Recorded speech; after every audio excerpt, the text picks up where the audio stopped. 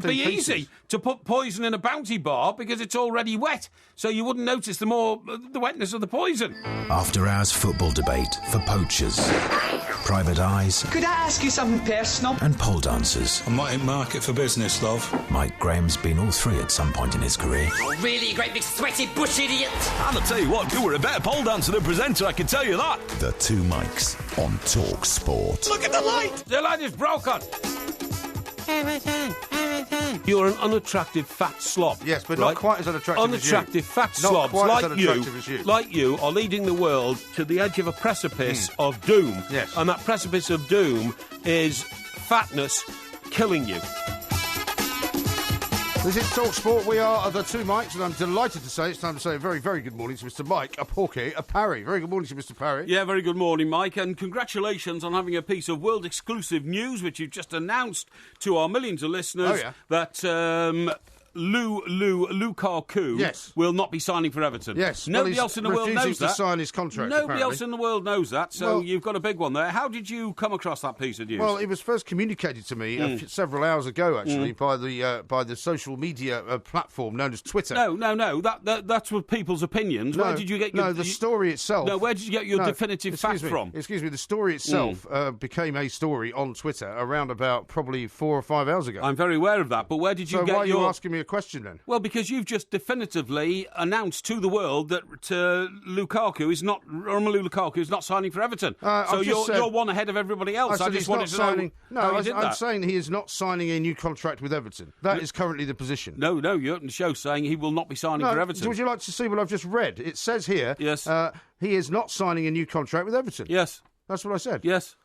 So he's never going to sign a new contract with Everton? That's not what I said, is it? Yes, you did. I say yes, never? you did. No, yes, you did. I've just read what I read, OK? I think that I've written it down and I've read it, and it says here, he is not signing a new contract with Everton. Is that clear enough for you? Yes, but that's a definitive statement, isn't it? No, it's not. No, that means that you think he's never going to sign a new contract for Everton. If I'd wanted to say never, I would have used the word never. I don't think you would. I don't think you're clever enough. Oh, you don't think I'm clever enough? Are we going to have a conversation about who's cleverer now? Isn't it amazing how the world has gone completely bonkers and mad because a footballer and his agent and the club are still negotiating signing a new contract? Doesn't that happen every day of every week of the year in the world of football? Actually, no, it doesn't actually. And as you quite rightly pointed out before the show, when we were talking to Andy and Jason, because Romelu Lukaku is one of the best footballers in the world in the position in which he plays, obviously anything around him and whether he's going to stay at the club that he's at, which is currently not in the Champions League, which he wants to be, is going to be a story. And you should know that better than anybody. No, You've written more flyers around the world of football than anybody else in the world. No, I haven't. And, yes, this is a flyer because all it means is that, nobody ever said that the contract was going to be signed in its present form. The famous quote from his agent, even from his agent, was 99.999% recurring. Yeah. Well, that's not 100%, so I've never fallen into the trap of thinking, we've got Lukaku for another 2 years or something like that. Let's not forget the history of what happens at Everton, right? Whenever a player like Lukaku, who is worth a lot of money, who is thought to be a very, very good player, gets tapped up or starts to talk about we're not going to stay around, maybe we're going to leave. He always ends up leaving. John Stones ended up leaving. We didn't want John Stones. We didn't want John Stones to stay. You didn't want John Stones to leave. You sang on this very show, money can't buy me Stones. You made fun of Jose Mourinho because you said that Everton would not sell John Stones to Everton, to Chelsea. That was John Stones in his form then. I wouldn't want John Stones back at the club now, thank you. Yes, I know, but my point is that you said that John Stones will not leave because Everton will not sell him. I don't think you understand, pal. I mean, you see, as well as being Please don't call me pal. I find it demeaning and irritating. Oh, really? Yeah. Oh, you'd not regard yourself as a pal of mine, then? No, I don't think I do, no. You don't? Okay. Well, it's not a word I would use. That suits me, It's not a word I would use. Pal is a word in Scotland that you use just before you give somebody the head. Sorry, you don't call them pal because you like them. I thought that was Jimmy. No. What you doing in my street, Jimmy? You don't call them pal unless you don't like them. The point is that, of course, like many other people who comment on this story, you live in a gilded cage, you know nothing about the world except, trying to bounce a few headlines around. I, of course, am a businessman. Are you talking about me? Yes. You're looking to get your head staved in. That's rather violent. Yeah, it's violent. Because if you don't stop insulting me, I'm going to walk over there and I'm going to pick up your little short arms and I'm going to beat you around the head with them. I don't believe I've insulted you yet, actually, but I'm not afraid of insulting you because of your stupidity and the way you've presented You've called me stupid. You said I don't know anything about the world. Sky Sports have reported this story for several hours. It says Maffey. Oh, yes. Maybe you'd like to ring up Sky Sports and say to them... Sorry, who's Maffey? Maffey is one of our listeners. Right, OK. He's just thanks, Maffey, for stating the blinking obvious, you know. Well, why don't you ring them up and say, why are you doing this story, which is absolutely nonsensical? Why don't you tell everybody here at Talk Sport that it's a story not worth doing just because you can't see past your complete and utter blind faith in Everton? What other agencies are doing are reporting that the contract is not going to be signed in its present form. I expected that. Everybody's reporting it. But you take it a stage further. It doesn't say anything about not going to sign form. The contract with Everton. Would you like me to read what all the reports are actually saying? No, because you obviously haven't read any of them. No, because we can go round in circles all night. What I'm saying to you is that I have a much broader view of the world than you. You don't. I run businesses. The only view of the world that you don't run a businesses. porky scratchings business. You do not. All right. Prove to me that you run a porky scratchings business. Well, I've got 3 cases of them in my in the boot of my car. You've been given a picture on a packet, right? Because you've been asked to endorse a packet of pork scratchings. No. Who do you think came up with the genre of the product? Actually, it was me. No, it wasn't. It was. Don't be ridiculous. Actually, it was me that put you in touch. I was the guy that put you in touch with the company. Don't be ridiculous. I think it's true. You're crazy. Would you like me to find the tweets going all the way back to a year ago? Well, you can if you want, but I mean that means nothing. But you don't own the company. Come on, be honest. I never said I did. I said you run the company. I run a porky scratchings business. That's what I just said. No, you run the company. You said. I did not. I said I run a porky scratchings business. Okay, have you got that? It might be run a porky scratchings business. It might be part of a bigger organisation. Nevertheless, it's down to me to make it sing and swing and work, and that is what I will do, because failure is not in my vocabulary. Apart from when you did the internet TV station. That was a purely experimental variance into another media. But it was a failure. It depends how you qualify and classify failure. I'd say bankruptcy qualifies as a failure. Anyway, the point is, I'm getting fed up talking about all this because obviously there is more negotiation to do between Romelu. Well, would you like me to read you the version in the BBC? I'd prefer to talk about your inability to spot the fact that Leicester were going to get through into the quarterfinals of the Champions League. We can talk about that. I think we should talk about it now. Let me just read you a couple of things, because you're obviously missing the facts on this major story about Romelu Lukaku. Everton striker Romelu Lukaku has turned down the most lucrative contract offer in the club's history. That's right. So that is the story, right? Yeah, that's right. He is currently refusing to sign that contract. Yeah, well, that's what I said. Well, I can tell you this, that clubs these days, and I shouldn't have to tell you this, clubs these days are always in the current climate of ever spiralling money injection into football and ever spiralling wages for footballers, are always going to be dealing in record contracts in their club's history. That's a matter of fact, and you know that's true because the money's going up all the time. Yes, but so is it really a headline to say, Romelu Lukaku turned down, the most lucrative contract? Of course, it's the most lucrative contract. He's the best player we've ever had in the Premier League. Everybody else, apart from you, seems to think this is a story. Okay, including our very large and varied listenership. Here's one from Fandango. It says, "Great start to Porky's deluded rant about Lukaku. Everton is an average club. Lukaku is a winner. Why would he want to be at Everton?"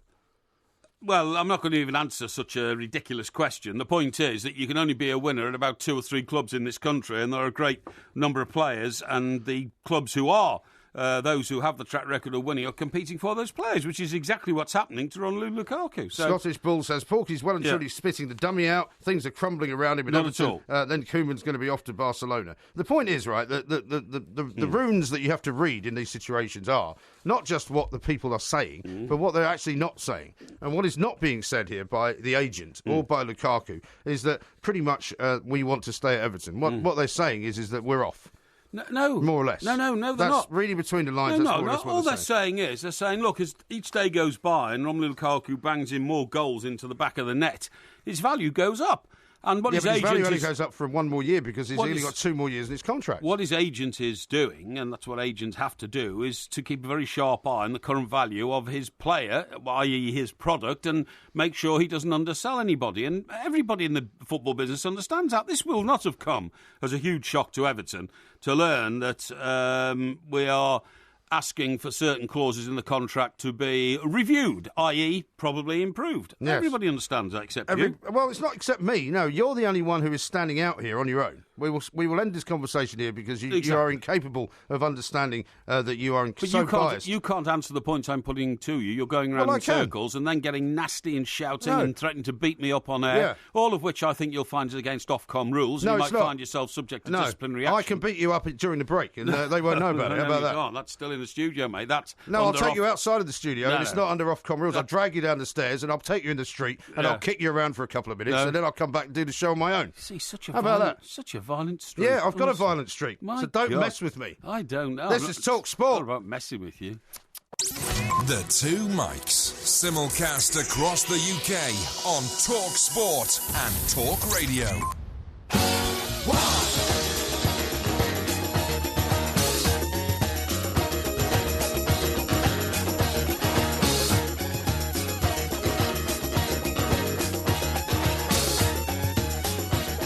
Talk Sport, we are the Two Mikes. Now, I've got a great discovery for you a little bit later on in the show. Oh, what's that? Because when I was over visiting my mother, she was sort of digging Your mother out... to whom I gave the bag, and in return for which she sent me a congratulatory card. I'm still slightly and said, puzzled thank you about very that. much indeed. I'm still slightly puzzled. I think she may have written that while she was suffering from some kind of delirium. Oh, you can't say that about your poor old mum. Yeah, I can say whatever I like about my mother. I love my mother very, very much, and she was in fine form. Yeah, go on. But, there may be times at the age of 93 when she writes thank you cards and doesn't realise what she's doing. Yeah. There is that possibility. Anyway, she dug out a load of this stuff that had been lying around the house ever since they moved to America, including some old singles, right? And one of the singles that I think I've mentioned to you in the past is one that my sister and I made in one of those record machines in a place called Rothsay. Off the coast of the west coast of Scotland. Oh, Rothsay. Yeah, when I was only about 3 years old, I think. But you're going to love it. You're going to love it. Yeah. I've got it's a See, one of these where you walk into a booth and then you put your money in and there is a plastic disc there and you sing onto the disc. Yeah, and it actually makes and then you take it away with you. And it comes out. It's a bit like an old passport photo booth, but instead of a passport picture, you end up with a record. Yeah. So I've found it, I've recorded it, and it's very crackly, but I think you'll enjoy it. Yeah, well, I may enjoy it, I may not. If it's got you on it, probably it reveals as well, which a lot of people are always quizzing. In fact, I had some guy on today going, "Oh, what part of Scotland were you born in?" I went, "Hampstead." Yes. And he went, "Oh, you're not Scottish then, are you?" That's a stupid argument, right? Yeah. So you will hear some very Scottish voices on them, including mine. Really?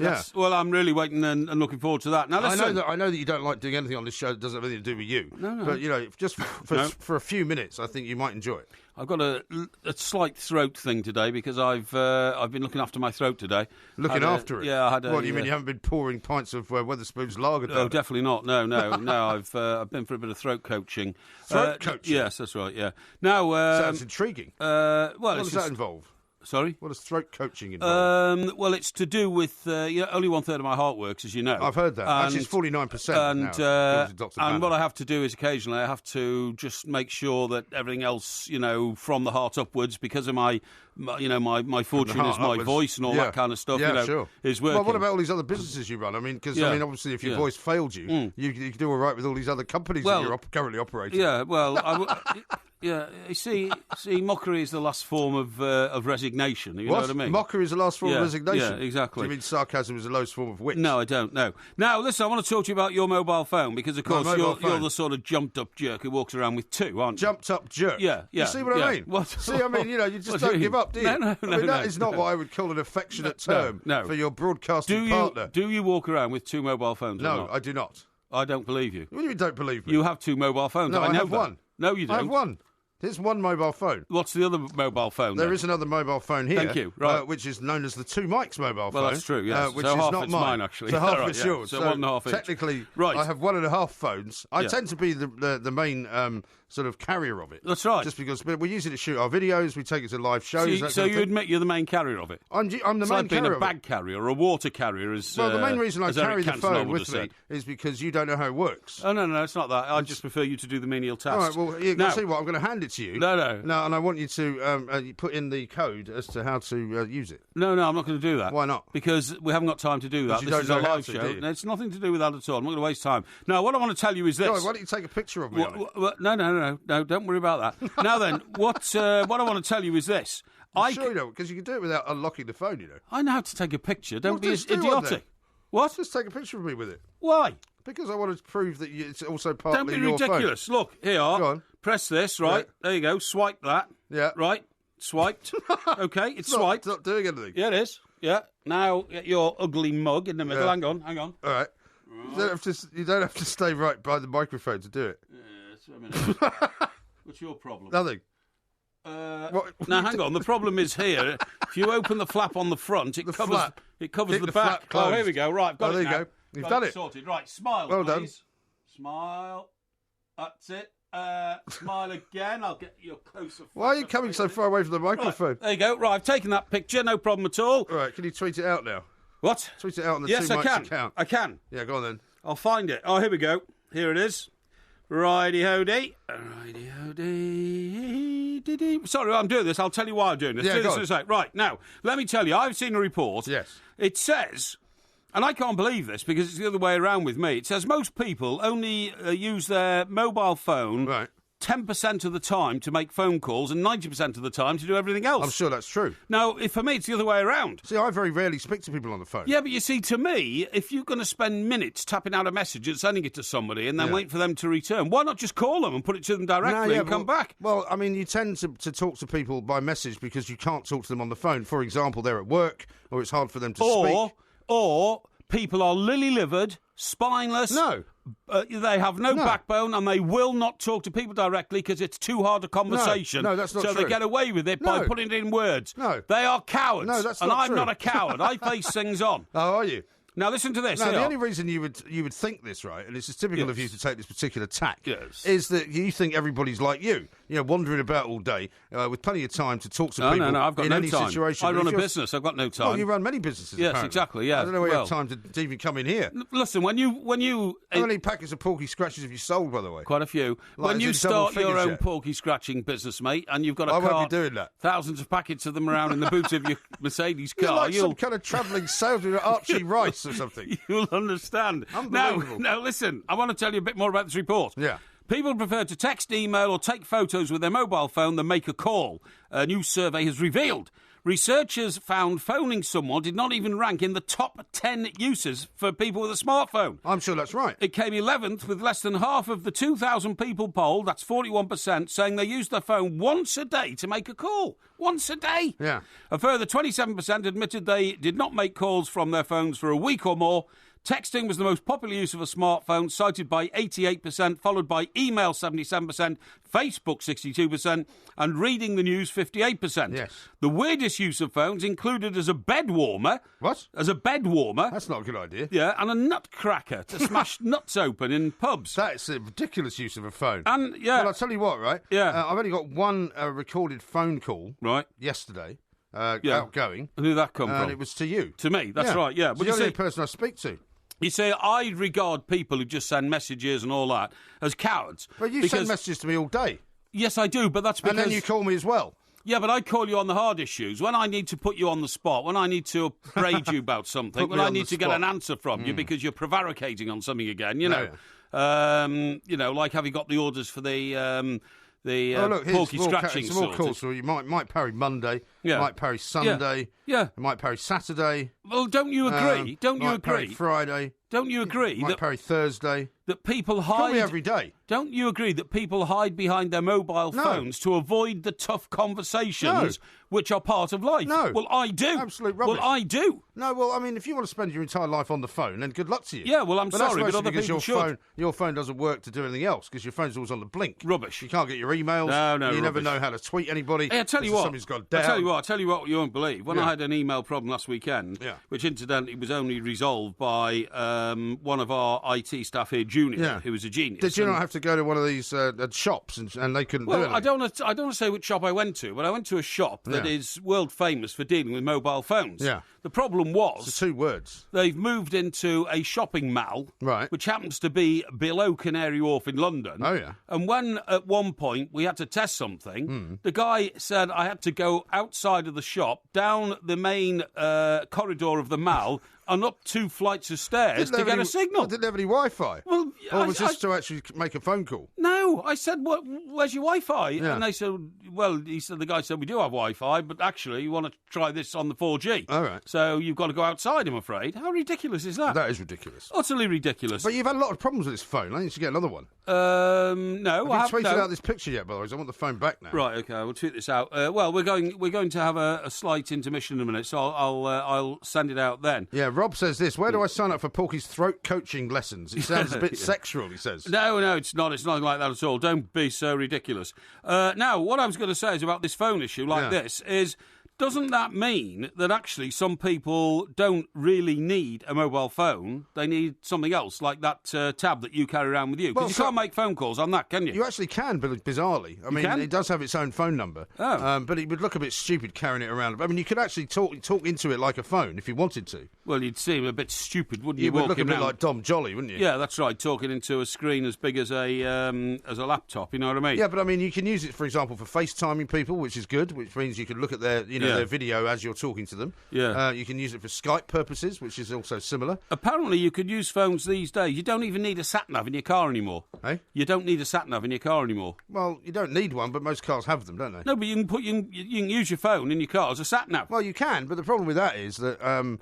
that we're now being encouraged to put your phone away, aren't you, when you get in the car, to actually put it into the glove box, so that you're not tempted to text. Because if people see you, and I'm quite conscious of this now, if people see you even sitting at traffic lights, texting, you can be given 6 points on your licence. Some mad kid, I told you once on the M6 a few months ago, some mad kid leant out the back of his parents' car at speed at about 80 miles an hour and was literally... leaning well out of the back window of the car with his phone, taking a picture of me, right? Because he thought I was using my phone, which I wasn't. Yeah, it was ludicrous. The kid nearly fell out of the car. No, nothing ever happened because I wasn't using my phone. That was the whole point. Yeah, but why would anybody do that anyway? I don't know, but the kid kept on his phone to his ear and then taking pictures of me. I don't know what he was doing. Some mad bizarre. Kid. Yeah, absolutely bizarre. But put it this way: if you had a bracket just above your steering wheel, and you put your phone on that, Well, do you remember the old? I mean, in the old phones you used to have in cars, you would have a little bracket. Yeah, you have a bracket. Yeah, that's right. Yeah. So if you did that and then you put it onto camera, so that you could actually almost Skype with somebody else as you were driving, is that the visual equivalent of hands-free talking phone? Well, it is, but you wouldn't really want to have that going on because you. Well, could you be done for that? Yes, because that's a screen which you would inevitably be looking at. Whereas if you're talking on a hands-free phone, why would you be looking? Why you wouldn't have to look at it? You definitely wouldn't have to look at it. But why would you have somebody's face on your phone? Well, because you might want FaceTime with somebody. It might be, your girlfriend or something like that. No, because a face is distracting, whereas if you're talking on the phone, it's less distracting. I don't agree. I think it doesn't matter whether you agree. If you're looking at, if somebody's face is in front of you, then that is going to distract you from the road. I believe that you're only as distracted as you are talking into the ether inside your own car to somebody whose voice echoes all around your car. I think that's very unsettling. It's the same as an actual sat-nav screen. While the sat-nav screen is there and you're looking at it, you are distracted from the road, so you shouldn't really have it on while you're driving. Yeah, you say so. Well, that's the law. Well, it's not the law. I don't think we know what the law is. You see, I think it's a grey area. You think it's a grey area? Grey area. Well, why don't you drive home holding your phone to your ear and see what happens? No, I'm not going to do that. It's against the law. Well, there you go. It's not a grey area then. What's a grey area is the example I've just illustrated of having a phone in a bracket with somebody's face on it and you talking to them. That's a grey area. I don't think it is, but we can probably get an expert on to talk about that at some point. Coming up next, we're going to be revealing the long-lost record that I found when I went over to my mother's place. This is Talk Sport.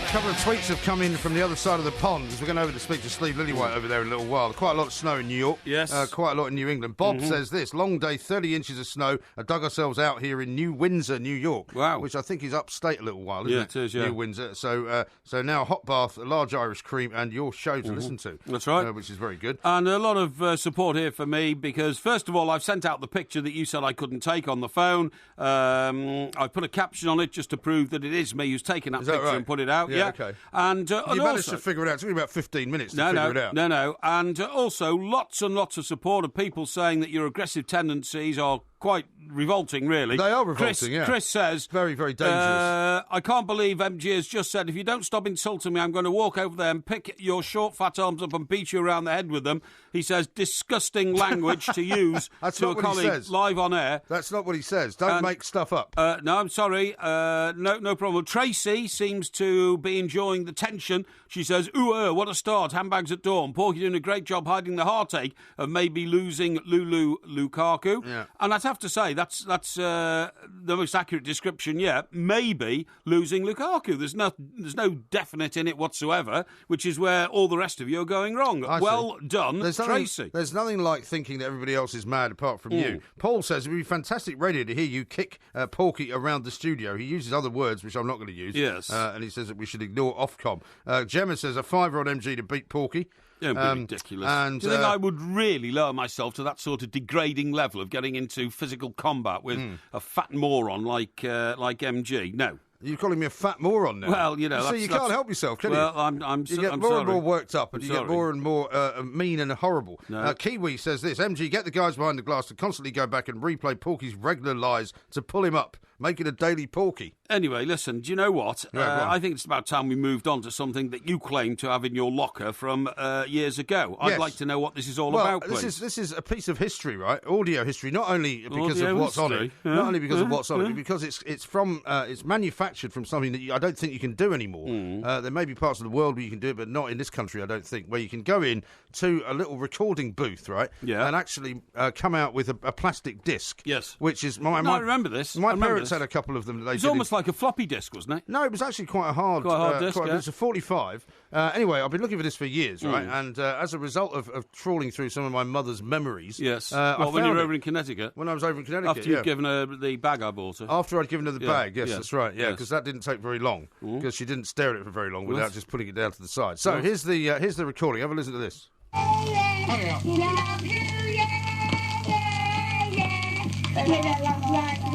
You know you should be glad. You think, you know you, you know you, with a love like that, you know you should be glad. Ooh, you think you don't know, when I saw her yesterday, who do you think he was? And she told me what to say. She said she loves you, and you know that can be bad. Do another one, do another one. And what is your voice? Yeah, do another one, Mary. Oh, yeah. Oh, yeah. Oh, yeah.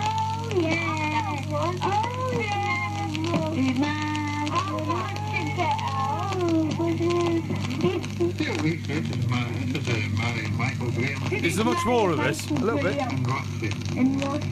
What is this rubbish? Why are we playing this out to millions of people? It's part of my family history. Is that the ghostly voice of your crazy old father? Like the deep voice is him, yeah.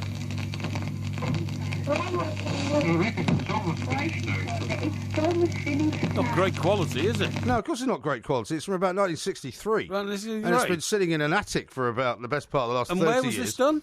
In Rothsay, on the Isle of Bute. And Rothsay. Which is just off the coast of a place called Weems Bay. That was quite eerie hearing your father's voice, because, of course, I knew your dad quite well for many years before he passed away, and actually bought some of his pictures. Well, you bought a couple of them, which you've now housed in your slum properties. Excuse me. Where you don't have any of them. No, but the thing that struck me was that the voice that you hear saying, I want to get out, is me. Because I didn't want to do another song, but it was very Scottish. Because I was, when I first learned to speak, my parents were both Scottish, so I spoke with a Scottish accent. Well, I think that's. So anyway, I just thought I'd play it for you. Well, I thought it might be quite touching, but obviously I failed to reach into the depths of your emotional I think that is the worst piece of audio we've ever played on any show we've ever done on radio. Well, it's very old. And an utter disgrace. It's very old. An utter disgrace, in my view, that the producer of this show even let that be played. What, you don't think we should be played it? That part of the output, generally speaking, is a very high quality across all the programmes on TalkSport.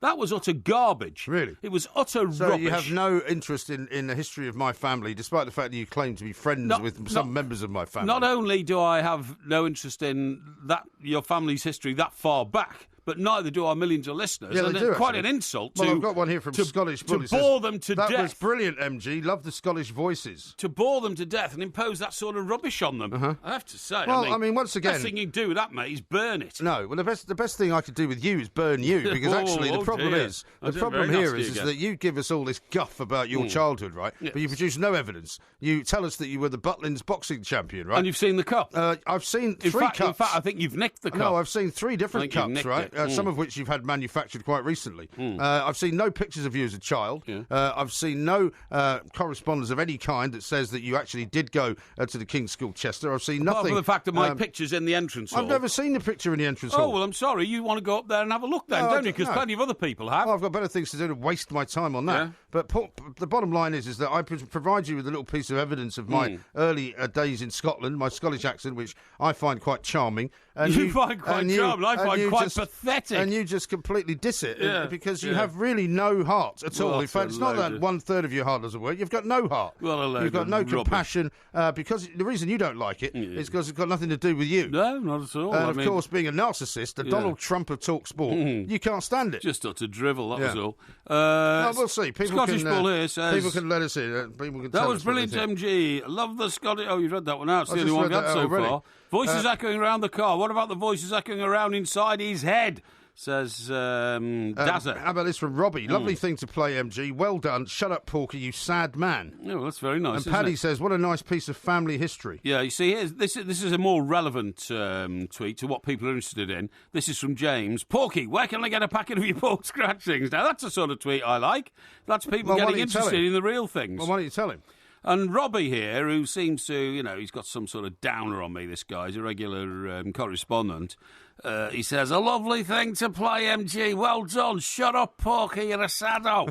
Yeah, you see. How do you know he's from Liverpool? Well, because he's got a picture of the liver bird in his thumbnail picture. Oh, I see. It says, man up, Porky. Stop crying over losing Lukaku. Well, we're not losing him. Nobody knows what's going on.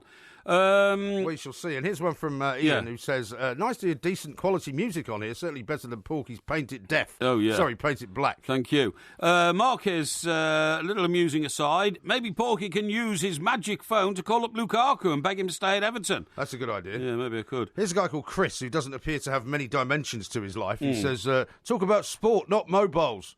Talk sport for a reason. Yeah, absolutely. He's one of these guys that doesn't like it when you don't talk about sport. That's right. And John says, Porky's right. Too many keyboard warriors in the world. It's good to talk. And what he's saying is that when you've got a mobile phone, phone people and put it to them direct to their face. Don't scuttle away into the shadows and try and send them messages to get over the things you should say to people, OK? I see.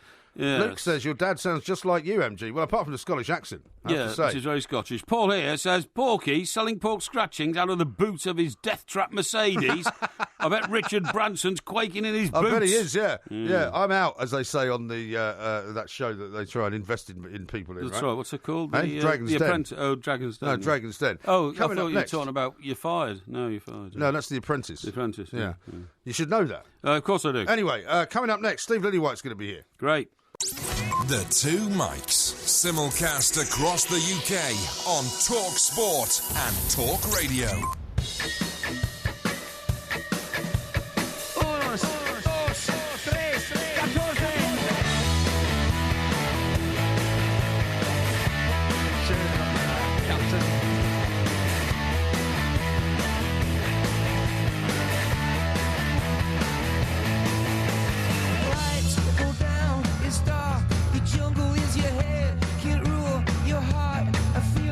This is Talk Sport. We are the two mics. Coming up a little bit later on in the show, it's Ask Porky, of course. We've got loads and loads of really, really good questions, as per usual.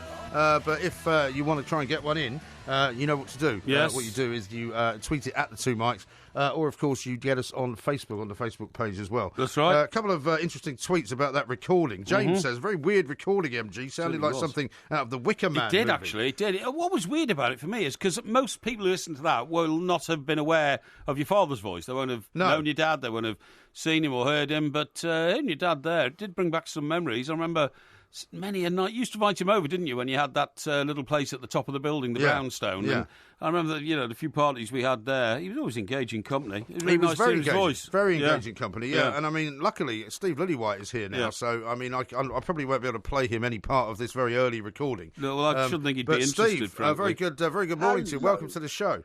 I've just been playing. Good evening for me. Yeah, is it? How's the snow over there? Sorry, how's the snow? Oh my God, it's not as bad as they said it would be, right? But it's still pretty slushy. You know how New York, when it gets slushy, oh God, it's just horrible walking from across the streets because there's slush all on the sidewalks and stuff like that. But it's that, and when you walk off at the corners and they're about sort of a foot deep, that's right, and you don't realise your foot goes all the way into it. Well, that's exactly it. The mush usually goes up to your knee, doesn't it? Exactly. Down in the gutter. Now, Steve, I must grab you first while we've got you for a few minutes, please. I understand. Certainly. Well, in fact, I know that my broadcasting partner, MG, was over in New York last week, OK? I know... He was? Yeah, he went to Connecticut first with his family, then came back to New York. I know that he had grand ambitions to try and gate crash in on your very glamorous life and the work that you do, the things that you do in secret. How much of a nuisance did he make of himself? Just let me know, please.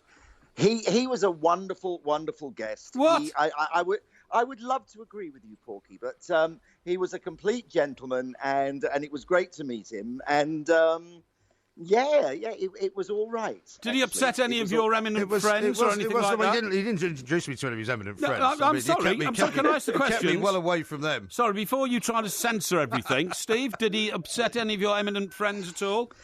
No, he didn't. He was, as I say, he was fine, and no, very good. I'll tell you where we did end up though. It was in a very interesting bar. Yes. Which was full of. Oh, you ended up in a bar. Oh, what a surprise! Well, because it was that time of the day, you know. I mean, actually, Steve had to be persuaded because he wanted to go to get a sandwich. I said, "Well, let's go and have a drink instead." and it was this very interesting bar in the sort of West Village. Called the Slaughtered Lamb. The Slaughtered Lamb. Yeah. Slaughtered Lamb. Which was, I'm pretty sure the name was it not the name of the place in the American Werewolf in London? What, the one in the village when they got off the back of the truck? I think it was. Don't go on the moors. And there was a star on the wall. Yeah. And it was all very like that. There was a very sort of gothic-looking woman behind the bar, and they had a couple of skeletons in there. And like you, Steve, I mean, because we've been speaking to each other for probably a year or more, it was just very nice to actually to shake hands and meet up finally. Okay, well, exchanged a few, creative ideas, exactly. Well, let me put this another way then, Steve. You normally you live sometimes in the Far East. Obviously, you're a man who's multi-global. What exactly were you doing in New York? Are you able to tell us anything about the work you're currently undertaking? Well, right now I'm on a secret mission with some old friends of mine, but I can't really say. No, because, that's fine. But it's going to be very good when it comes. Is this a music project? Is it, Steve? Well, you said he can't say. It's a music.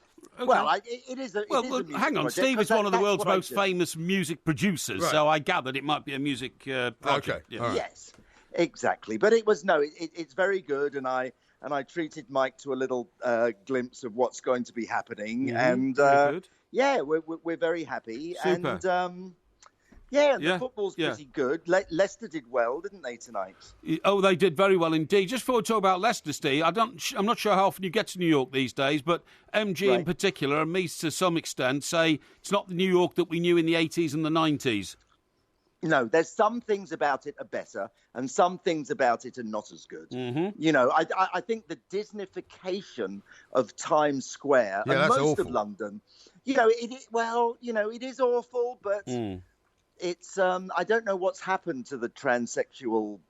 There was this wonderful sleaziness about New York back in our day. Right. Back in the 80s. I'm pretty sure you can still find some transsexuals knocking around down there somewhere in the West Village. But I mean, we used to have a guy Keith Waterhouse, who used to come and visit us from time to time, who wrote Billy Liar, and he fell in love with one of the girls once in the meatpacking district that he drove past, and was convinced that she was a woman, and no matter how much we told him that she was definitely not a woman, he's like, I don't care, I'm going back for her. And he kept going down every night. Who was this? It's Keith Waterhouse. Really? To try and find this woman who he'd seen standing on a street corner. Golly. Who he thought was a woman, but of course actually wasn't, was in fact a she-male. Exactly. Bit disturbing, that story. Yeah, indeed. Yeah, well, it's so funny that the meatpacking district is now one of the chicest parts of Manhattan, of course. It really is. You know, it really is. Yes. Let's talk a bit about Chelsea because they played and got themselves into the semi-finals of the FA Cup. Beat Manchester United. Yes. Porky, of course, had backed Man United, so they put the jinx on them.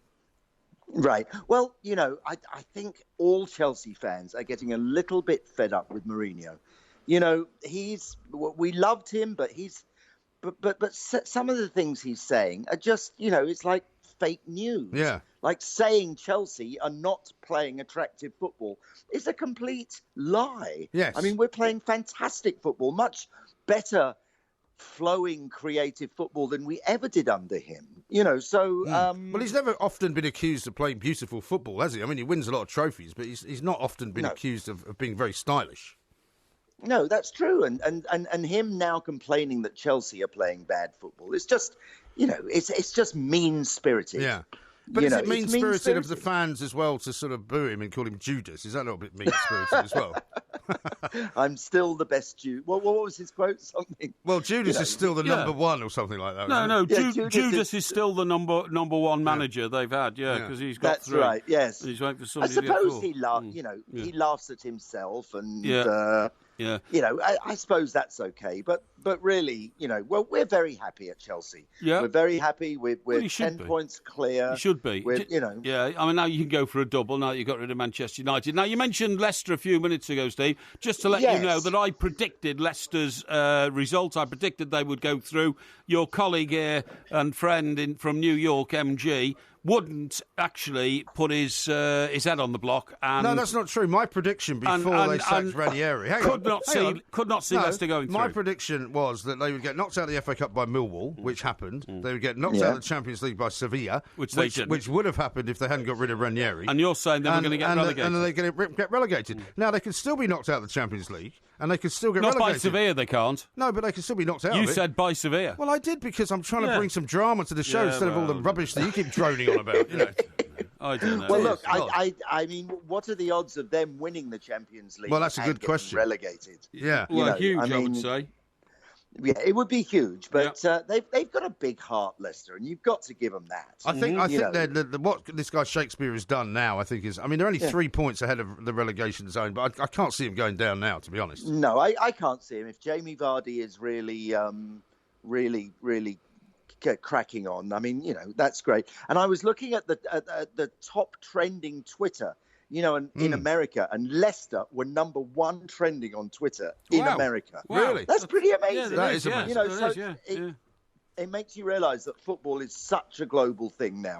And well, I must say, I would love it if they could win the Champions League. That would be a perfect ending to an imperfect season, wouldn't it? Yeah. Well, what we need is all the other big teams to get drawn up against each other and knock each other out. Yeah. Well, And, all right, we've got to go. I'm sorry, Steve, we are up against the time. Steve, thanks ever so much for lovely joining to us. talk to you. I'll talk to you again soon.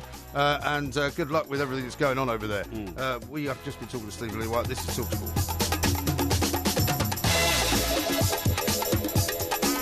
This is Talk Sport. We are the two mics, and we've got, of course, lots coming up for the rest of the week. We're going to be doing a Porky quiz towards the end of the week. Yes, and we know that's on, don't we, already? We wonder whether it should be on some kind of Shakespearean-type subject because of Mr. Shakespeare. To celebrate Leicester's progress into the quarterfinals of the Champions League, with Mr. Shakespeare at the helm and 2-3-1 victories in the Premier League, I decided it's time to celebrate the man saving Leicester. So this is now your kind of manager of the month at the very very least. Yes, right? That's right. Absolutely, no doubt about it. You've been so supportive of him over the last few weeks. I have indeed, and so we're going to have a quiz on Thursday evening. The theme is Shakespeare, but it might take a different form.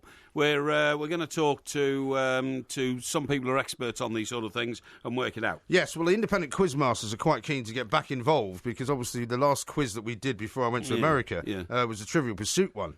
That's because the independent quizmasters are a bunch of Burks. Well, you see, you've been insulting everyone who's been anywhere near the show tonight. Thank goodness you didn't insult Steve Lillywhite, and I hope you're not going to insult Mark Donaldson when he comes on. Oh, I might, because Mark can be a bit of a flabby-faced fool sometimes. But anyway, don't worry about it. You see, now, this is why people don't like you. This is why your objectionable attitude goes far and wide across the world. I mean, there's whole continents of people who despise you. No, there aren't. But anyway, listen, you know when Pep Guardiola first came to Manchester City? Yes. And on one of their first European ventures, I spotted with my eagle eyes of observation that the Manchester City team all seemed to be dressed in the same sort of very casual garb. Do you remember? Yes. They had like chinos on. Probably Brian Kidd was the worst exponent of it, wasn't he? He really didn't suit it. No, that's right. And what were they wearing? They were wearing like they were wearing chinos. Yeah, I mean, they was wearing sort of drain pipe trousers. That's right. Very tight fitting shirts. That's right. I think most of them were open neck, not wearing ties. Open necked and sort of deck shoes. Yeah, sort of deck shoes. Yeah, and all it was very that much a sort of Banana Republic type look, wasn't it? That's right. Now then, I said to you, this does not bode well. And of course, ever since then, their form has been erratic. Now, I can tell you something, it's going to get even worse. I'm going to show you a picture now, it's going to shock you. Really? This is two members of the Manchester City team out to Monaco, right, for the second leg. One of them's John Stones. One of them's John Stones. The other one is De Bruyne. What's his name? De Bruyne. De Bruyne, that's him, yeah. And what are they wearing? They look as if they're wearing some rather nice, tailored, quite tight suits. And roll-neck sweaters. And sort of man from milk tray style roll-neck, polo-neck sweaters. And black leather shoes. I don't think that looks bad at all. But they're all dressed the same again. Yeah, but this is what football why clubs does he want to clone his players into all wearing the same clothes? Is the man mad? Well, no, but I mean, he's not the first manager who's got all the players dressing the same way. I mean, basically all the players that travel together wear the same outfit. Well, sometimes, hang on. in Manchester United's case, they used to wear the Manchester United blazers. That's what I'm saying. They wear a Manchester United blazer with a, their trousers would all have to be the same colour. With a crest on the pocket, something like that, that's fine. But I mean, to try and make them mannequins and to try and make them fashion leaders in the image of their own boss, I think is pathetic. I don't agree. Absolutely pathetic. I don't agree. You know, if somebody here at Talk Sport suddenly said, you and I were going off to do a show together and we had to wear the same outfits. Well, we were accused by the Daily Star wearing the same outfit on Sky, weren't we? Well, it's absolutely right. Even though that was wrong. Absolutely right. But they claimed that we were both wearing black blazers. I know. And blue striped shirts. I know. Now, I was actually wearing a suit. Yes. Which had a black sort of self-stripe in it. Yes. And you were wearing a plain black suit. That's from what right. I could gather. I mean, it was not identical in any way, shape or form. Plus, I suppose it looked like on TV. Did that get into the printed version of the No, it was just newspaper? online. Are you sure about that? There's some kind of mad people running the online version. Yeah, right, okay, yeah. Who seem to think that it's some kind of postmodernist, feminist type joke about stripes and plain shirts. Do you know what worries me about this? As a student of psychology, and I read my psychological journals, if you dress all your players the same, where's the individuality that they're going to need to perform to their maximum ability on the pitch without having to rely on a teammate by looking across at him and saying, you think in the same way as me? Maybe you've just answered your own question, because the question surely then should be, is he doing it in order to make them feel more like a team? Well, so that they're on the pitch wearing the same uniform, aren't they? So why not wear the same uniform off the pitch? Well, that's rubbish. That is. I don't think it is. I think it's rubbish. And I don't think it is. Cloning your players like that, making them all look the same, to me is utterly crazy. I think they both, in that picture, look rather elegant, to be honest. Yeah? Yeah. Well, you can say that if you like, but I mean, you can see me walking around in those sort of tight trousers. Well, you'd never get into those kind of tight trousers, would you? I wouldn't try to pretend to be something I'm not, like you do, you know. What are you saying I'm pretending to be?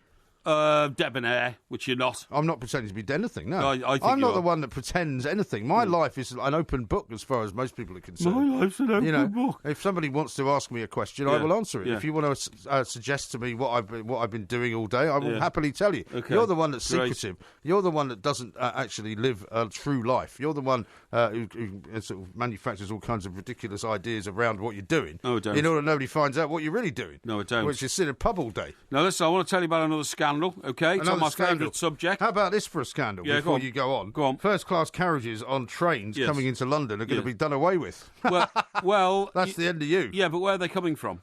These are all the commuter belt commuter type trains. Yeah, but that's the ones that you sit in. Yeah, sometimes. But I never take any notice of first class or anything else. I just go in first class. That's what I'm saying, but they're not going to be there. It doesn't bother me at all. Really? So you're going to have to sit with the great unwashed? I believe in meritocracy, and... you believe in sitting in the first-class carriage but with a second-class ticket? Well, no, I don't. I never do that. You've done it twice with me, to my knowledge. Oh, well, that was only to get to Spurs or somewhere like that. You've done it to get to Spurs, you've done it to get to Crystal Palace. Oh, Crystal Palace, that's right, But those kinds of short journeys will no longer now have first-class sections. Well, I can't say it's going to break my heart necessarily. I mostly stand anyway in trains like that. I stand on trains like that, even if they're empty, because I don't I've like... never heard anyone tell so many barefaced lies. You and I have together travelled. Yeah. I've said to you many times, should we not buy a first-class ticket? And you've always said to me, no, don't worry about it. We'll just use the second class. Well, look, I don't mind sitting in first-class seats because they're not sat in by a lot of people, and you don't mind sitting. Well, in them? those that do sit in them are obviously quality people because they're first class. Now, that's ridiculous. If I'm on a train which I think has not been looked after very well, not cleaned properly, I don't sit in the seats anyway because I will not impregnate my expensive clothes with the sort of filth and rubbish that other people, I'm looking at your trousers right now. Pass on to seats, and these are working trousers. These are working trousers. When you're working and you're coming in on the train, which you do sometimes. Sometimes, yes. Yeah, you're telling me that you don't sit on the train. No, I don't. I stand in the doorwell for two reasons. Firstly, to keep my spine erect and not bent. You know what I mean? So that when you sit down, your curvature problems. That's the only happen. part of your body that is erect, I bet. I am going to dismiss that as the fact that you had an aberration of common sense, make a petty, smutty joke like that to our millions of listeners, because it is not becoming of the standards that I believe we should set in the show. Is that right? This is a family show. Well, if you think we should set standards in the show, then you should stop calling me a fat moron. This is a family show. You should stop calling me stupid, and you should stop insulting other guests on the show like you just have done. Now, before you got into all that rubbish, right, I want to tell you something which is really serious, and I mean very serious, right? There are no jokes here at all. Okay. A chap has died on a road in London after slipping. His vehicle slipped. And when I say his vehicle, he was a motorcyclist. Okay. It slipped on the blue surface of a super cycle lane highway. You know when you're driving in London now and you see the super cycle lane highways? Yeah. They are covered in a blue... some of them are, yeah. Yeah, a lot of them are. Blue paint. Blue paint, or some kind of blue surface, right. Some poor chap who crossed across a super cycle lane highway to get from one part of the road to the other, because what a lot of people who don't live in the south don't realise is some of these super cycle lane highways are actually in the middle of the road.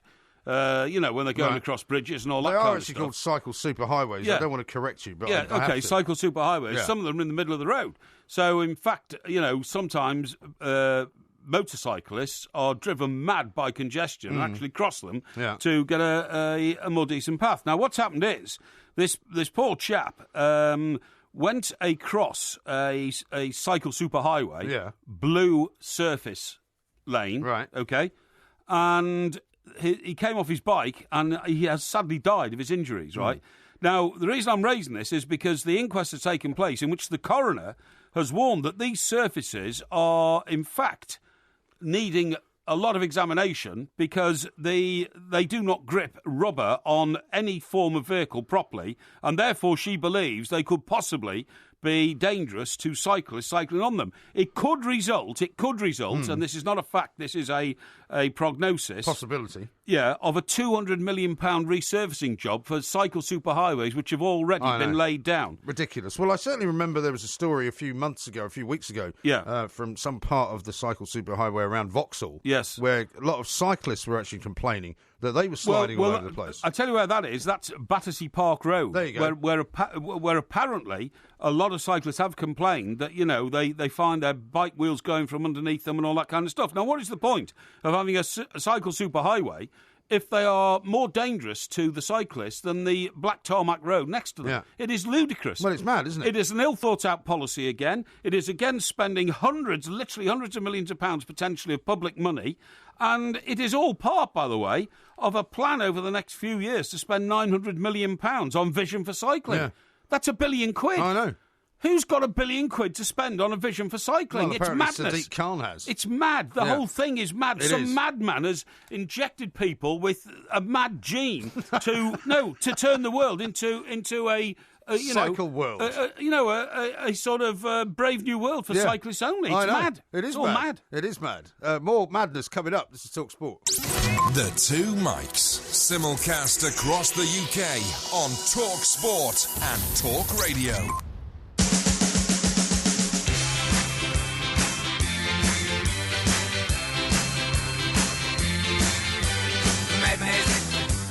Madness, they call it madness.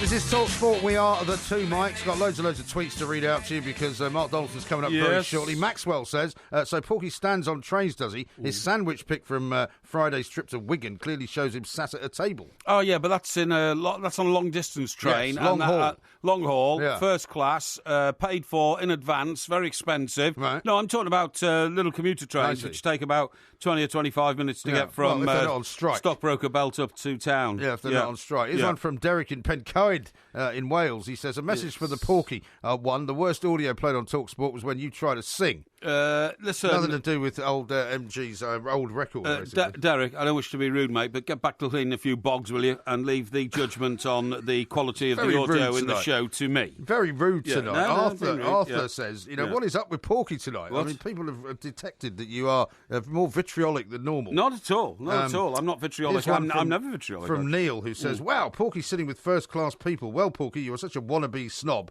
Nothing more. You are so vain, says Neil. No, I'm not. I'm not. And anyway, you don't spell vain, V-E-I-N, quite frankly. You don't? No. So, I mean, he hasn't spelt vain correctly. Doesn't mean he doesn't have the right attitude. Well, I'm sorry, but I question people who think that, what courses through your veins is similar to being a superior person in life. But you did say you don't want to sit down on the seats where the filthy unwashed have sat. I didn't say that. I said that because the multiplicity of people sit on these commuter seats, they do become impregnated with garbagery type materials very quickly. Garbagery type materials. Now, here's another piece of news for you, which you'll be keen on. Right. Apparently, more women are getting remarried later in life to avoid spending a long retirement alone. Really? Yeah. Oh.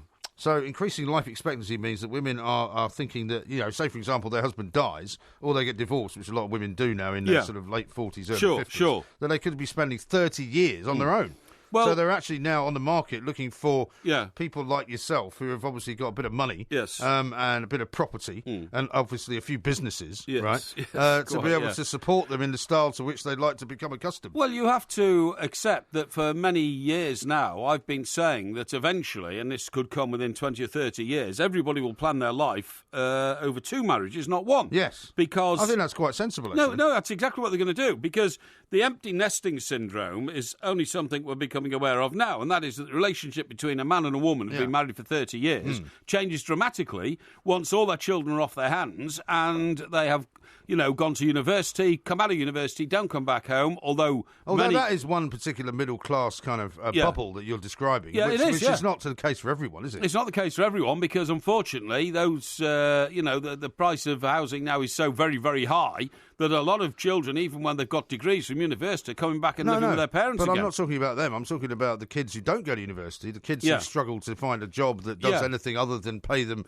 basically a minimum wage. I mean, there's a lot of people in this country who do not have kids that go to university. No, I agree, except that, ever since the era of the Tony Blair government, he wanted to push as many people as possible into university because it stops them going on to the but it's gold still queues. less than 40% of the population of that age. Yeah, nevertheless, the ambition of most young people when they get to the sort of, the end of their teens, 18, 19, 20, 21, is to get out from under their parents' feet and go and live in their own places, whether they live with their friends in a mixed flat or something like that or whatever. So there is an empty nesting syndrome for most people.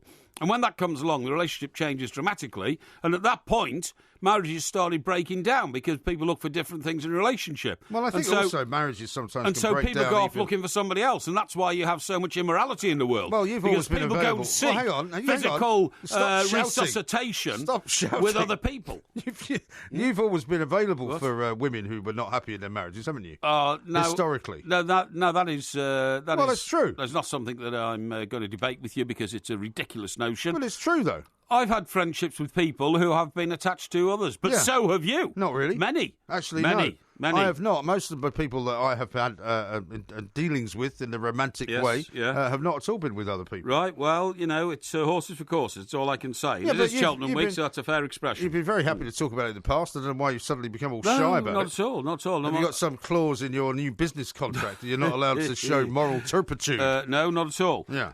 One thing... Anyway, what I'm saying to you is that you will be very much a target in coming years. Yes. So when you're sitting in your, little corner, you will be approached probably by quite a few women who will be looking at you as a possibility of a second husband because you've got all the attributes. You've got money, you've got status. No, I don't want to... And you've got a dicky heart. No, so, I mean, they can walk away with a load of money as well. That's very harsh. No, I mean, look, I've always been attractive to the opposite sex throughout my life, and what you're saying now is that I would be a very good catch for somebody at a certain age. You would, for somebody who didn't want to be particularly bothered about, having a long life with you because they would see that you weren't going to live very long. Absolutely. Listen, I'll tell you what I want to talk to you about, by the way, talking about relationships with other human beings. You weren't very impressed, were you? With the human beings. You are not very impressed with young Miss Ari Black. Ari Black. Maury Black? Oh, you mean Vari Black? Vari Black. How do you pronounce her name? Vari. Well, it's spelled Mhairi. Yeah, that's right. And it's Vari. It's pronounced Vari. And why are you particularly interested in this young lady? She's only 20 now. Well, she was on the front page of The Guardian, I think, on Monday morning when we were going into Sky to do the paper review. And she was on the front page of that saying that she was basically depressed. Yeah. And she was thinking of not standing as an MP. Again. Why? Because she says being an MP is depressing. No, she said she didn't like her workplace. No, she said it was depressing. Yeah, that's what I mean. She said the House of Commons is depressed, didn't like her workplace. That's what I mean. Now, what I was going to say is, if everybody who didn't like their workplace decided, I'm going to give up and not come to work again in a couple of years, there wouldn't be any work. No. Most people dislike their workplace. Well, I don't know about that. Well, I don't dislike this workplace. No, but we dislike some people who work in the workplace that we work in. All of us, I mean, generically. Well, we do. You do, but you dislike most people. No. You listen, if you... Well, give us your list of the top 5 people you dislike here. Come on. Oh, I wouldn't do that. I'm not doing that. There aren't necessarily people I dislike here. Oh, there aren't just said we all dislike people at work. We, generically, the we, is that every individual who goes to work... When you say we, like as in human beings? Yes, that's right. That's right. Not the two mics. No, don't speak for me. No, I'm not speaking for you. Thank you. Generically, the royal we, as in all of us, go to our workplace and we find fault with people at our workplace who drive us mad.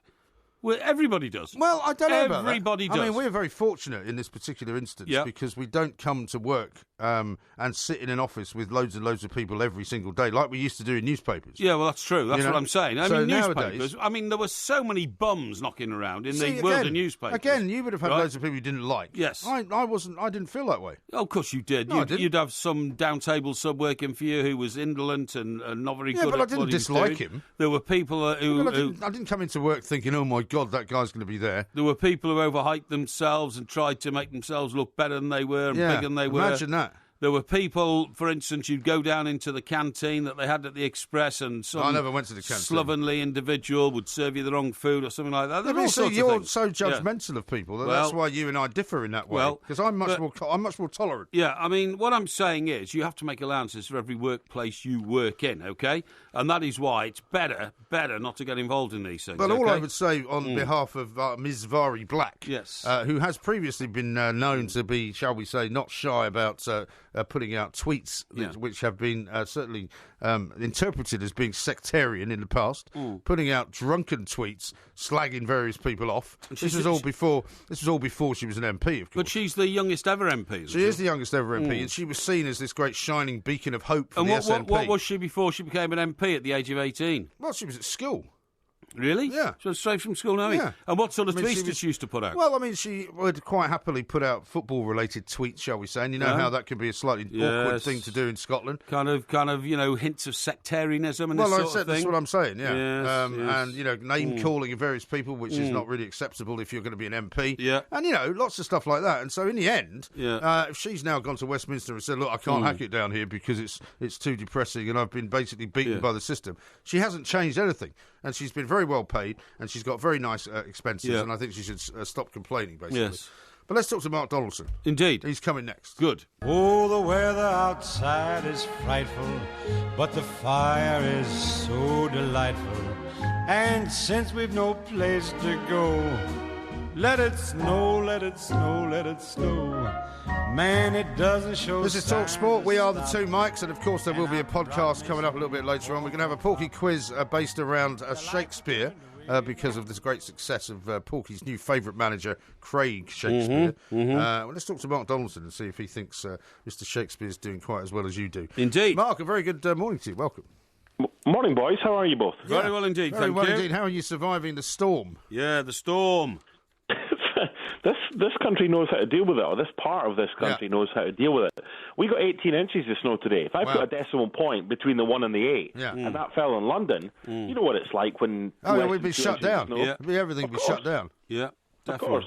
I mean, look, what happens here, and it's quite interesting, is that if a kid misses a school day because of snow, then they've still got to do it in the summer.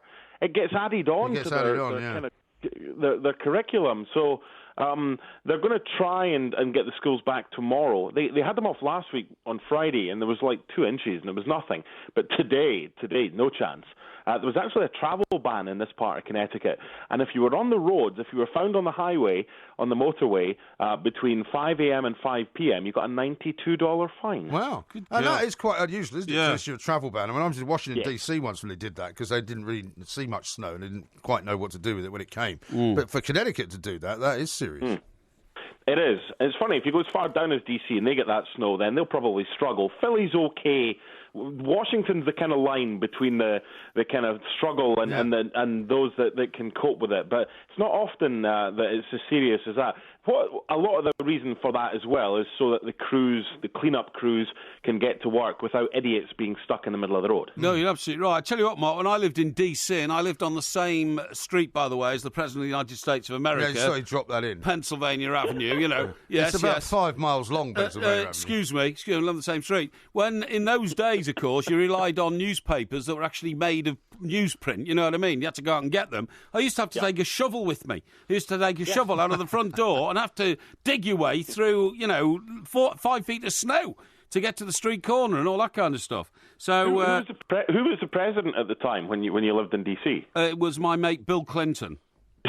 Your mate? Yes, that's his right. Good friend, That's right. Do you think he took a shovel with him when he went down the local news agent to get a paper? Well, if he went out with a shovel, he'd have told Hillary that he was going for a paper, but he wouldn't. He'd have been going elsewhere, believe me. Yeah, he had a shovel for different nefarious purposes. Hidden, snow. He was actually digging his way back in. That's right, yeah. Snow was a great barrier to nefarious activities for people like Mr. Clinton in them days.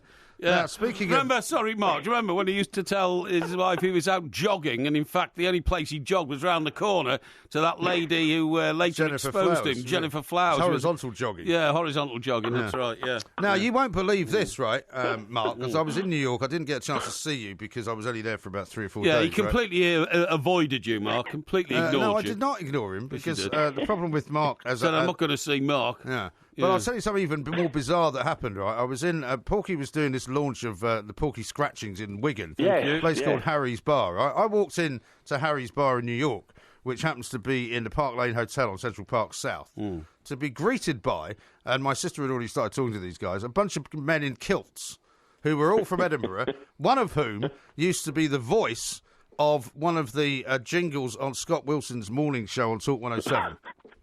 Who? I can't remember the guy's name, but he rang Scott on the phone from the bar and put me on the phone to him. That was extraordinary. It is extraordinary, isn't it? These Scotsmen get everywhere. Very, very small world. Anyway, I'll tell you more about that. I bet there won't be many Scotsmen wearing kilts in New York in this weather. Oh, well, maybe Doesn't not. Doesn't freeze up your hollyhocks, eh? Your hollyhock? Yeah, absolutely, yeah. I don't even know what they are. Don't want to ask. Let's talk a little bit about Muirfield in the old country. What is going on there? Because they're getting a lot of flack now for basically just agreeing to change their rules and not really much else in order to get the Open back. Sorry, I've just Googled hollyhock. It's a purple plant. It's what?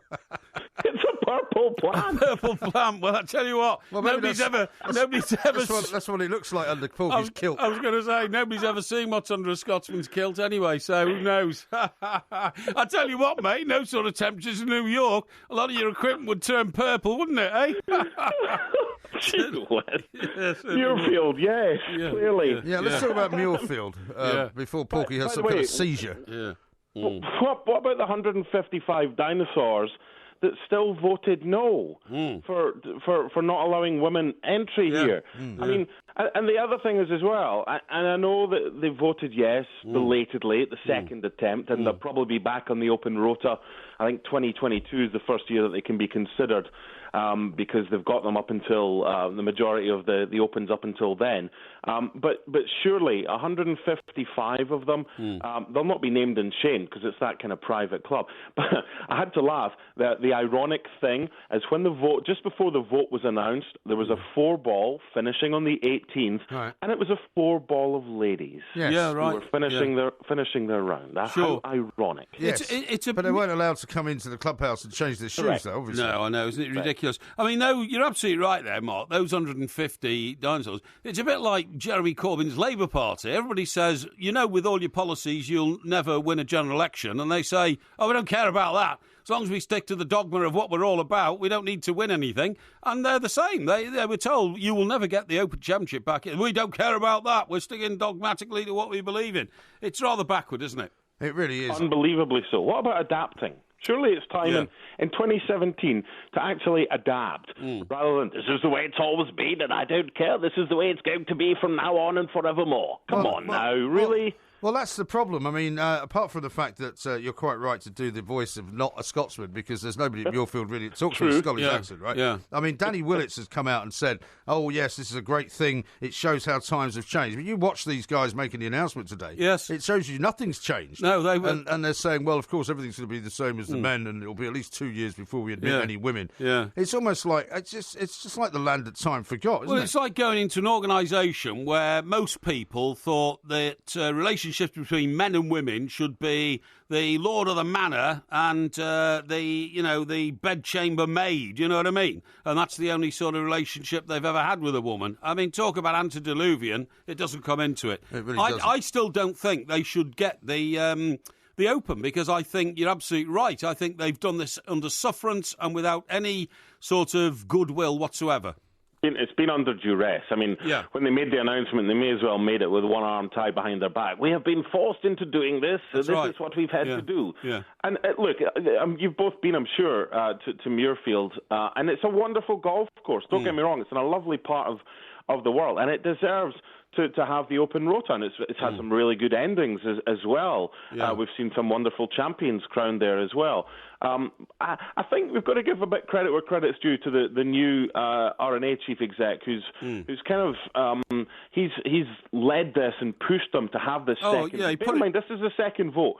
And they've done the right thing now, but I mean, come on! Surely this has been under duress. Yeah, I mean, it could all be irrelevant in a few years' time. Anyway, if Nicola Sturgeon takes Scotland out of the United Kingdom, the Open won't be played there anyway. So I don't think that's going to happen. Could be a pointless exercise. Could be all them Scotsmen with their kilts, voting against the English. With the hollyhocks underneath it that turned purple. Exactly right. Now, just before we let you go, Mark, we've got more football tonight. Manchester City in that incredible Monaco. first leg with loads and loads of goals. Do you think it's going to go the same way tonight in Monaco, or will it be a bit more quietly sort of carried out? I don't think there'll be as many goals. I see City scoring, so can Monaco score 3? This kid, Kylian Mbappe, he's the kid. You saw him in the first leg, and he was outstanding. He's still a teenager. Whether he ends up in the Premier League, goodness knows, but he's going to cost an absolute fortune. He's the one to watch for.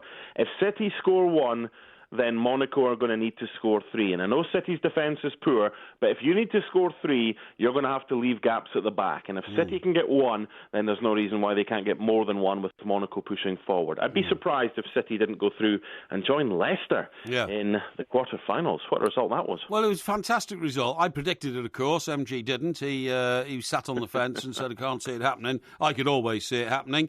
And the idea now that, Leicester have gone as far as they can, that's as silly and as uninventive as anything else that's happened to Leicester over the last 18 months. Yeah, and there's a thing I tweeted earlier this evening, and it was Graham Souness on, I think it must have been RTE or the equivalent, I don't know which, and I apologise, which Irish station has the Champions League coverage, and he was absolutely spot on. He's basically saying, in his opinion, what happened was they got all their new cars, their new houses, they downed tools, they got their bonuses, Ranieri had to go at them for downing tools, they fell out with him. So according to Graham Souness, the players should be ashamed of themselves for finally picking up their form, which is the way that they played last season. There's going to be some that say, well, that's not the way it was. But I have to say, I agree with Graham Souness, and the way the Leicester players have kind of been this season has been pretty much embarrassing up until now, because this is what they're capable of. Well, exactly right. But I mean, it's almost after the sort of after the event, really. Now it doesn't really matter what happened and what went wrong. Show. Yeah, I was trying to avoid that particular cliche, but thanks for injecting it anyway. I mean, the thing is, it doesn't really matter. I mean, if they get themselves into maybe the semi-final of the Champions League, I can't really see them getting relegated now, even though I predicted that they would be before Ranieri. I predicted they wouldn't. You did, actually, that's true. I predicted they would be because I couldn't see any way out of the tunnel that they had formed themselves into with Ranieri, you know. But, I mean, it's going to be, by the looks of things, a pretty okay season now. Just finally, what's a bigger achievement? Leicester winning the league last season or Leicester winning the Champions League this season, given the season they've had? It would have to be the Champions League. It'd have to be. I agree. And it's similar to Nottingham Forest, isn't it, really, in a way? Unheard of across Europe until the start of this season, and then suddenly European champions. It's spectacular. It would be spectacular. It wouldn't rule out. Yeah. Interesting stuff. Well, listen, Mark, well, hopefully the snow will not last too long. You won't be banned from travelling too far. That's right. Just always keep a shovel by the back door. Yeah, absolutely. In case you need to go and get the papers. Absolutely. And keep your warmness where it belongs. To revisit the kilt scenario, no, for heaven's sake. No. This is Talk Sport. We are the Two Mikes. The Two Mikes. Simulcast across the UK on Talk Sport and Talk Radio. Strange when you're a stranger. Faces look ugly when you're alone. Women seem wicked when you're unwanted. Streets are uneven when you're down, when you're strange. This is Talk Sport. We are the Two Mikes. Coming up a little bit later on, Ask Porky, of course. If you've never had a question asked or repeated or solved or dealt with on the radio, now's the time to do it. We have got a lot already. However, we're probably able to fit in one or two more if they're particularly good. Yes, that's right. Absolutely. Here's one from somebody called Andy who says, congratulations, MG, on completely misrepresenting Mavari Black and her views. Her views that Westminster is old, defunct and archaic. Its practices and procedures inhibit normal modern democracy. It's not generic workplaces. She is, I can't see the next bit here, but, well, I mean, she's a woman who's only had one job. That's so how can she compare it to any other job? Exactly. How can she say it's not a normal workplace when she's never been in a normal workplace? I mean, she has... Good question. She has a controversial past, and in her head, she has what would be the perfect workplace for her. Yeah, right. But now she goes into the first one that she's ever been elected to get into, and it doesn't fit her model. And doesn't like it. No. And so, effectively, she hasn't really been able to change anything, which is not that surprising, really. Absolutely. But, I mean, the SNP came down to Westminster thinking they were going to hold the balance of power, of course, and then they didn't get...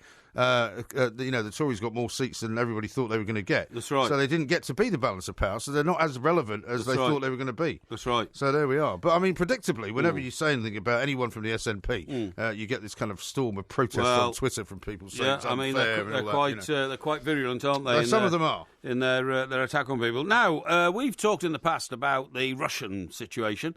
It's a pretty huge... Which Russian situation? Well, every Russian situation. There's a lot of Russian situations. There's a relationship between Russia and America. There's a relationship between the new president, Mr. Putin, and the president of Russia. And then there's the relationship... sorry, Donald Trump, the president of the United States. The president's relationship... well, it's happened with your relationship with Russia as well. Well, exactly. But there's one aspect of it which I want to draw to your attention. Go on. We're all aware, aren't we, of the plutonium situation scandal, which led to the death of the chap... the guy who died in London. Alexander Litvinenko. Remember? Litvinenko, yes. Didn't they put plutonium in his tea? They did indeed. Yeah, in fact, not only did they put it in his tea, they dragged some of it all over parts of London. I know, bits of it found in all sorts of hotels. Well, from like Claridge's all the way across Oxford Street and up to sort of, the back of Harley Street. Yes. Very worrying. But anyway, listen, I've got some really bad news for you. Okay. And this is not funny, by the way, so I hope nobody's laughing, but... a chap called Alexander Perepilichevny, right, he's 44, died in mysterious circumstances. This has come out of an inquest, by the way. He had a £3 million Surrey mansion. So these is this one of the guys that we've talked about before? Because there's a part of Surrey, is there not, which is full of these kind of, well, I don't want to call them safe houses. That's right, but houses owned by very wealthy Russian. This is absolutely right. St George's Hill, one of the great golf course there, by the way. Yeah, and one of the absolutely elite neighbourhoods of this country. Very much. But on this occasion, they found. From his stomach lining, they found a suspected compound which matched the atomic weight of a rare and deadly vegetable poison, which they reckoned could have been switched for the herbs in his homemade soup. Really? Sorry, I'm not laughing about it. No. Well, it is very cloak and dagger, though. I mean, it does, it does lend itself to a kind of... Yeah. And we're not being unfair and unkind. No, it's just that it lends itself to a kind of spy novel. Well, this is evidence from an inquest. Right. The experts identified a substance matching an extremely poisonous species of gelsemium, which is a toxic yellow-flowered plant known as heartbreak grass. Heartbreak grass. Heartbreak grass. Okay. That's what it's called, okay? Now, just a few drops in the bloodstream can trigger cardiac arrest, which is, heart attack. It is. Making it appear that the victim has suffered a heart attack. And it's not traceable, presumably. Not traceable. Well, how have they found it, then? Well, in a pre-inquest review, which took place at the Old Bailey, no less, so this is a very serious case, obviously, lawyers claimed, in the case that I'm referring to, that police accidentally flushed away key evidence and missed threats from an organised crime group, okay? Oh, yeah. But it says Mr. Perepilichevny was found dead amid speculation over a KGB-style hit because he'd been helping Swiss prosecutors in a money laundering investigation involving alleged fraudulent links to the Kremlin. The money was... Isn't this one of the guys who was supposedly one of the enemies of Putin? That was why they think that he's been targeted. Well, who knows? Who knows? I mean, it's, this is a very, very difficult situation. Now, the other thing is that they also say that a company called Legal & General... Yes, insurance company. Yes, provided a substantial life insurance policy for Mr. Perepilichevny shortly before his death. Is that a different guy? No, that's the same guy. Oh, the same one. Yeah, and there is a theory he may have been murdered, possibly by agents of the Russian state. Really? I mean, now the thing that worries me is that Legal & General have got a huge presence in Surrey, and a member of my family actually works there. Now, is the Russian... What, you mean a member of your family works for Legal & General? Yes. Oh, dear. Yes.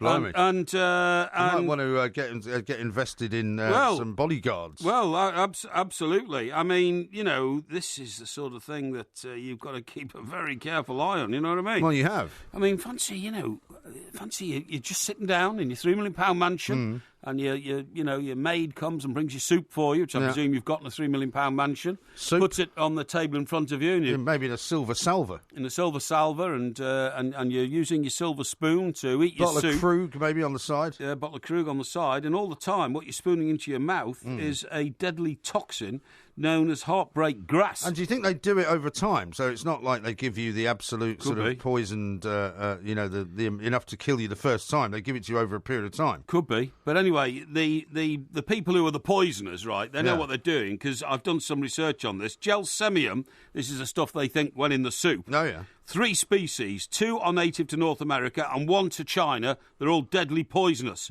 The species alleged to have been used to kill Mr. Perepilichevny is Gelsemium elegans. Gelsemium, which has yellow flowers, has been used since early settlers arrived in America to treat fevers, but toxic alkaloids are found in all parts of the plant. And it says that victims of Gelsemium poisoning suffer paralysis, and death occurs from respiratory failure. The heart stops almost simultaneously once the poison is in your system. Wow. Anthony wishes to make you a correction. Beware of eating soup in Surrey. Don't eat soup in Surrey. Very good idea. Very bad idea, in fact. Litvinenko, he says, it wasn't plutonium, you plank, it was polonium. Oh, polonium, that's right. Yeah, that's right, yeah. Plutonium is what you make atomic bombs with. It's true. Remembered. Yeah, absolutely right.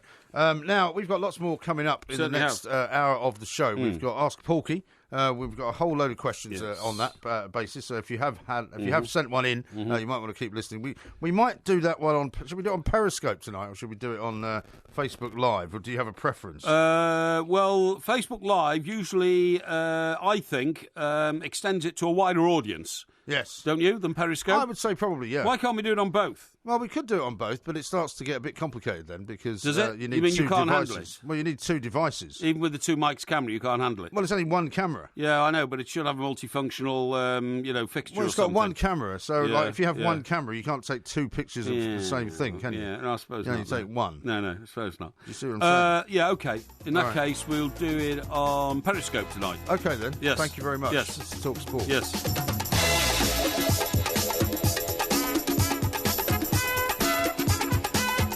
This is Talk Sport. We are the Two Mics. There will be a podcast coming out a little bit later on. Porky Vision, of course, tomorrow, in which, for the first time, it's possible that Porky will review his own performance on television. I don't think so. I think. Well, we said we would do that yesterday. Well, did we? I think that'd be quite good. Did we? Isn't that a little bit sort of self-serving? Don't Well, you think? of course it's self-serving, but so is everything else that you do. So why would that be out of place? Yes, yeah, well, maybe. Now,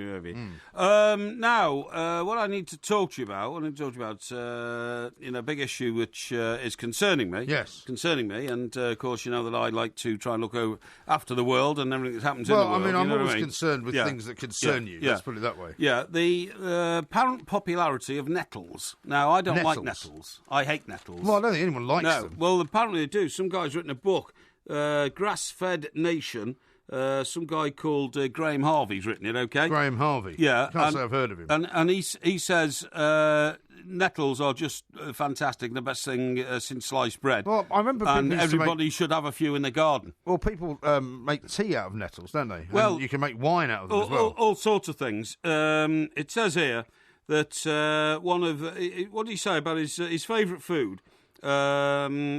I mean, over the centuries, they've even been used to make fibres for cloth. In the early 19th century, Scottish poet Thomas Campbell wrote of sleeping in nettle sheets and dining off nettle tablecloths. Really? Yeah.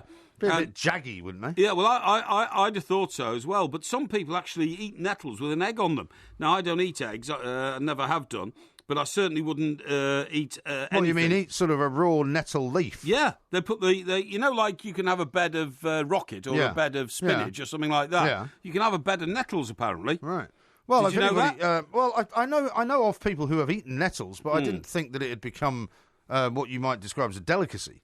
You know? Yeah, they are delicacy. I mean, there are some people, for example, who can grab... there's a phrase, grasping the nettle, isn't there? Yeah. Where you can actually grab the nettle in such a way that it doesn't sting you. That's right. Absolutely. But I'm somewhat haunted by the fact that when I was about 2, I think we were in the Channel Islands on holiday, that I fell off a path that we were walking down and fell into a whole patch of nettles. Oh, I can't stand a nettle. I hate nettles. I hated them as a kid. Are you listening to anything I'm saying? Yeah, what you've just said, yeah. What have I just said? Well, how did you then, that you fell into a patch of nettles? Now, how did you then treat the nettles? Well, that's the point. I was stung all over my body because I think I was just wearing a nappy or something. Right. It was summer, And so I was What were your parents doing, throwing you into nettle patches when you were just a baby in a nappy? They didn't throw me into them. How did you get into it? Well, I mean, I think we were walking down a path down the side of a What, in a nappy? Yeah, because that's what sometimes you dress a baby in if it's... Rubbish. You pick the what children do you know in about nappies babies? are carried around. You've never had one. Children in nappies are carried around. That's They don't not let true. them walk around on hills and fall into That's nettle not true. patches. You have no idea what you're talking about. Ridiculous. Anyway, it's go on. not an area of expertise for you. Yeah, go on. Anyway, I fell into the nettles and I was stung all over.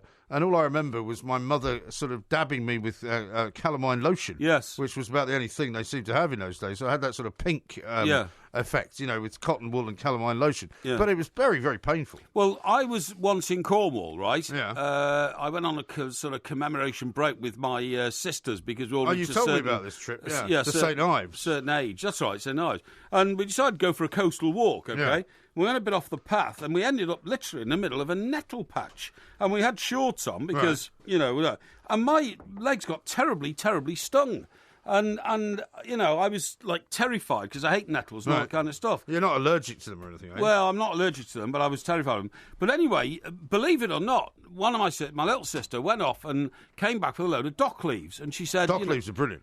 And do you know what? I rubbed them all fantastic. over the nettle stings, and the nettle stings went away. I couldn't believe it. Dock leaves are incredible. I could not believe it. Yeah. It was unbelievable. I remember knowing about those from the early days because my dad told me about them, and you can normally find them. I mean, for example, down in Sussex where I am, the nettles grow so high because it's a farm. Yes. They can be over your head. That's right. And we had to get somebody in to treat them because they were so bad. Yes. Because when we first got the dog as a puppy, nettles can be quite dangerous for puppies as well. As they get older, they're fine. That's right. But if a puppy stings its nose on a nettle or its paws on a nettle, it can be really very uncomfortable. Well, you see, that's strange because apparently sheep cannot be stung by nettles. Right. It says here in one report, although the robust good health of sheep is partly attributable to the fact that they don't suffer from nettle stings. They tuck into nettles with great gusto. You see sheep eating them. Yeah. Oh, okay. Yeah, okay. I can't say I've ever seen a sheep eating nettles, but I'll take your word for it. Yeah, they do. The robust good health is attributed partly to the fact that... Now, it says here, this is the author, this guy Graham Harvey, I'm always surprised the sting doesn't put the sheep off. After all, the nettle is made up of a complex mix of chemicals, including acids and histamine injected into the body by the tiny silica hairs, which, when coming into contact with the human skin, break and act like hypodermic needles when you brush against them. They are there for the very purpose of deterring herbivores. Right. So the whole idea of the chemical structure of a nettle is to stop people eating them and to stop sheep eating them. But so what? Sheep have become immune to them. But what's the point of them, though, apart from stopping people from eating them? Well, they're one of the sort of really ancient products of the earth, if you see what I mean. Right. And they have devised their own sort of defensive mechanism with these needles full of histamine. Yeah, but what I'm saying is, what are they defending? Because if they're only defending themselves, yes, and the only thing that people would want to do is eat them. I mean, they don't seem to be good for anything. Is what I'm saying. They're weeds, aren't they? I mean, they're not particularly good for the earth. No.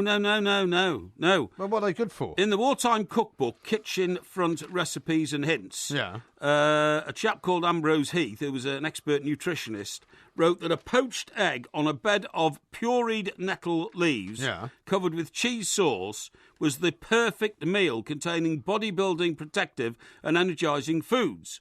Nettles have even been used to make fibres of cloth. I told you about that. Okay. The point is, what they're saying here is that before they became covered in like these little needles, hypodermic needles, and full of histamine, they were in fact one of the most nutritious plants on Earth. Right. And that for some unknown reason... But we've stopped eating them, presumably, en masse, haven't we? Well, I think so. Well, I mean, you're not going to suddenly now go home and think of buying some nettles. I've never seen nettles for sale, for example, even in a sort of a farm shop. Yeah. Oh, have you? Hey, what? Have I ever seen what? Have you ever seen them for sale anywhere? No, I haven't. No, but it says here the chief value of the much reviled nettle patch is the benefits it brings to wildlife, particularly butterflies, right? Okay. So while thuggish nettles may appear to dominate the wildflower meadows in some parts of England, they are actually essential food plants for the egg laying of some of our most beautiful butterflies. Right. But they're in the decline as well, aren't they? I think so.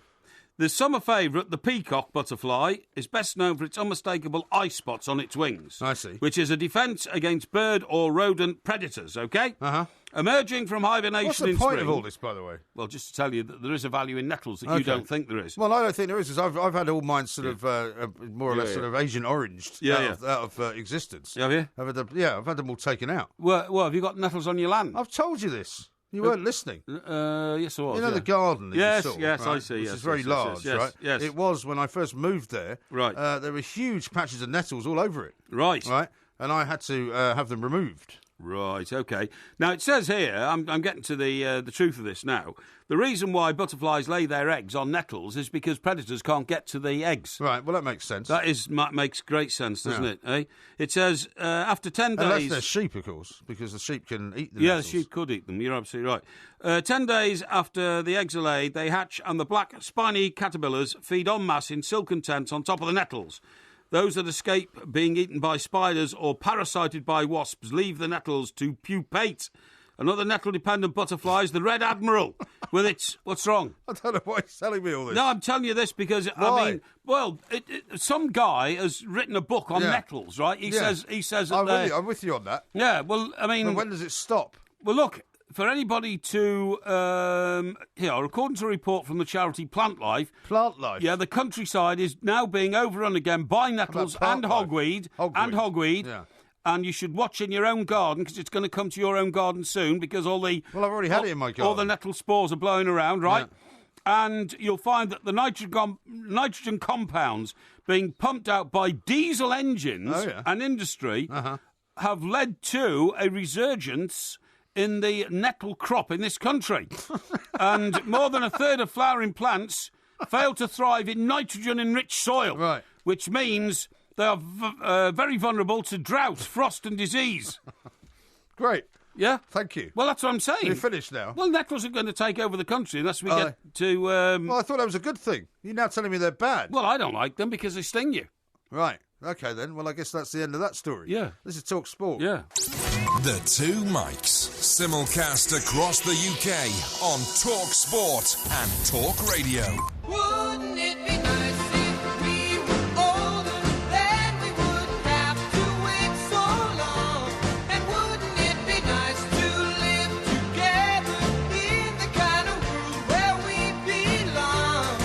This is Talk Sport. We are the Two Mikes. We've got a lot of interesting comments coming in about your nettle scenario, right? Good. Woodenhead says, well, that intriguing story about nettles has really enhanced and improved my life. Well, I hope it will. Thanks, Mike. I hope it will. I know that some people will say, was there a point to that? The point to that is it's the world in which we live, and you've got to be aware of things that are happening around you, and if I can help to enlighten, then I will. Cola says this, peppermint and nettle or ginger and nettle green teas are excellent hangover cures. Ugh. They purify the toxins from the alcohol. Here's one from Glenn who says, that's 10 minutes of my life wasted listening to Porky's nettle rant. What a load of Biloxios. I'm sorry, you need to up your intelligentsia game, pal. And this one from Thomas who says, my God, MG, am I listening to Mike Parry's Gardening World? Yes. I think I will start listening to the shipping forecast on Radio 4. That's very nice, isn't it? Thank you very much indeed. Along with Fast Back. Now, why are we playing the Beach Boys here, by the way? Nettle invasion. Don't tell me Bergerac is coming back. Ha, ha, ha, says one correspondent. Was his name Nettles? John Nettles, John Nettles, right. I tell you why we're playing the Beach Boys there. I think they are one of the most ageless groups that have ever been invented. You know what I mean? Not really, are they?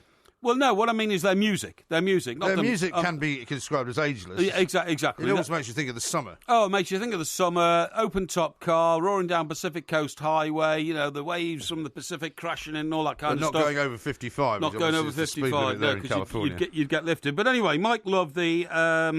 he's the lead singer, but he's also described as the lyricist, so I suppose he wrote some of the songs. Yeah. 76 today. First See, hit, that's pretty old for a rock star, isn't it? Yeah, it is. First hit, California Girls, 1965. I thought they were on the scene a bit before that, but anyway. Well, I think they sort of formed themselves into a band in the early part of the 60s, didn't they? That's right, yeah. But their music, you're absolutely right. You have a barbecue in the summer, or in fact, I got invited back to a friend's house, after we'd been out to some lunch last year, and they just put the Beach Boys on for the next 2 hours, right. And it just lightened everybody's life up. They loved it, you know, Barbara and you don't play. Help Me Rhonda. But the funny thing is, you don't find yourself playing it in the winter. No, you don't. You're absolutely right. I mean, like if you're sitting in a car and it's raining, you don't put the Beach Boys on. That's right. Ba ba ba ba ba. Is this just an excuse for you to start singing? And help me, Rhonda, help me, Rhonda, help me, Rhonda. Yeah, all right. Help. Yeah. I think it's great nature stuff. And what I was about to say was, I've got 3 copies of the Best of the Beach Boys.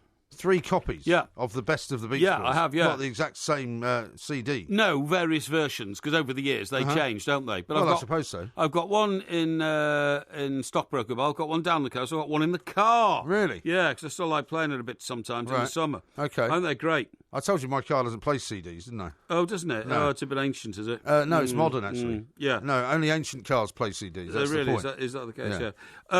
But anyway, Mike Love, of course, was not a member of the famous Wilson family who provided 3 members of the Beach Boys, and I think Al Jardine No, was Mike Love a cousin? I think he was a cousin of the Wilson boys, wasn't he? Yeah. I think he was a cousin, yeah. So Dennis Wilson jumped off his boat in Ventura Beach, didn't he, and never resurfaced? Well, there's sort of tragic story around all of them, really, isn't there? That's right. Quite a few of them have passed away earlier than they should have done.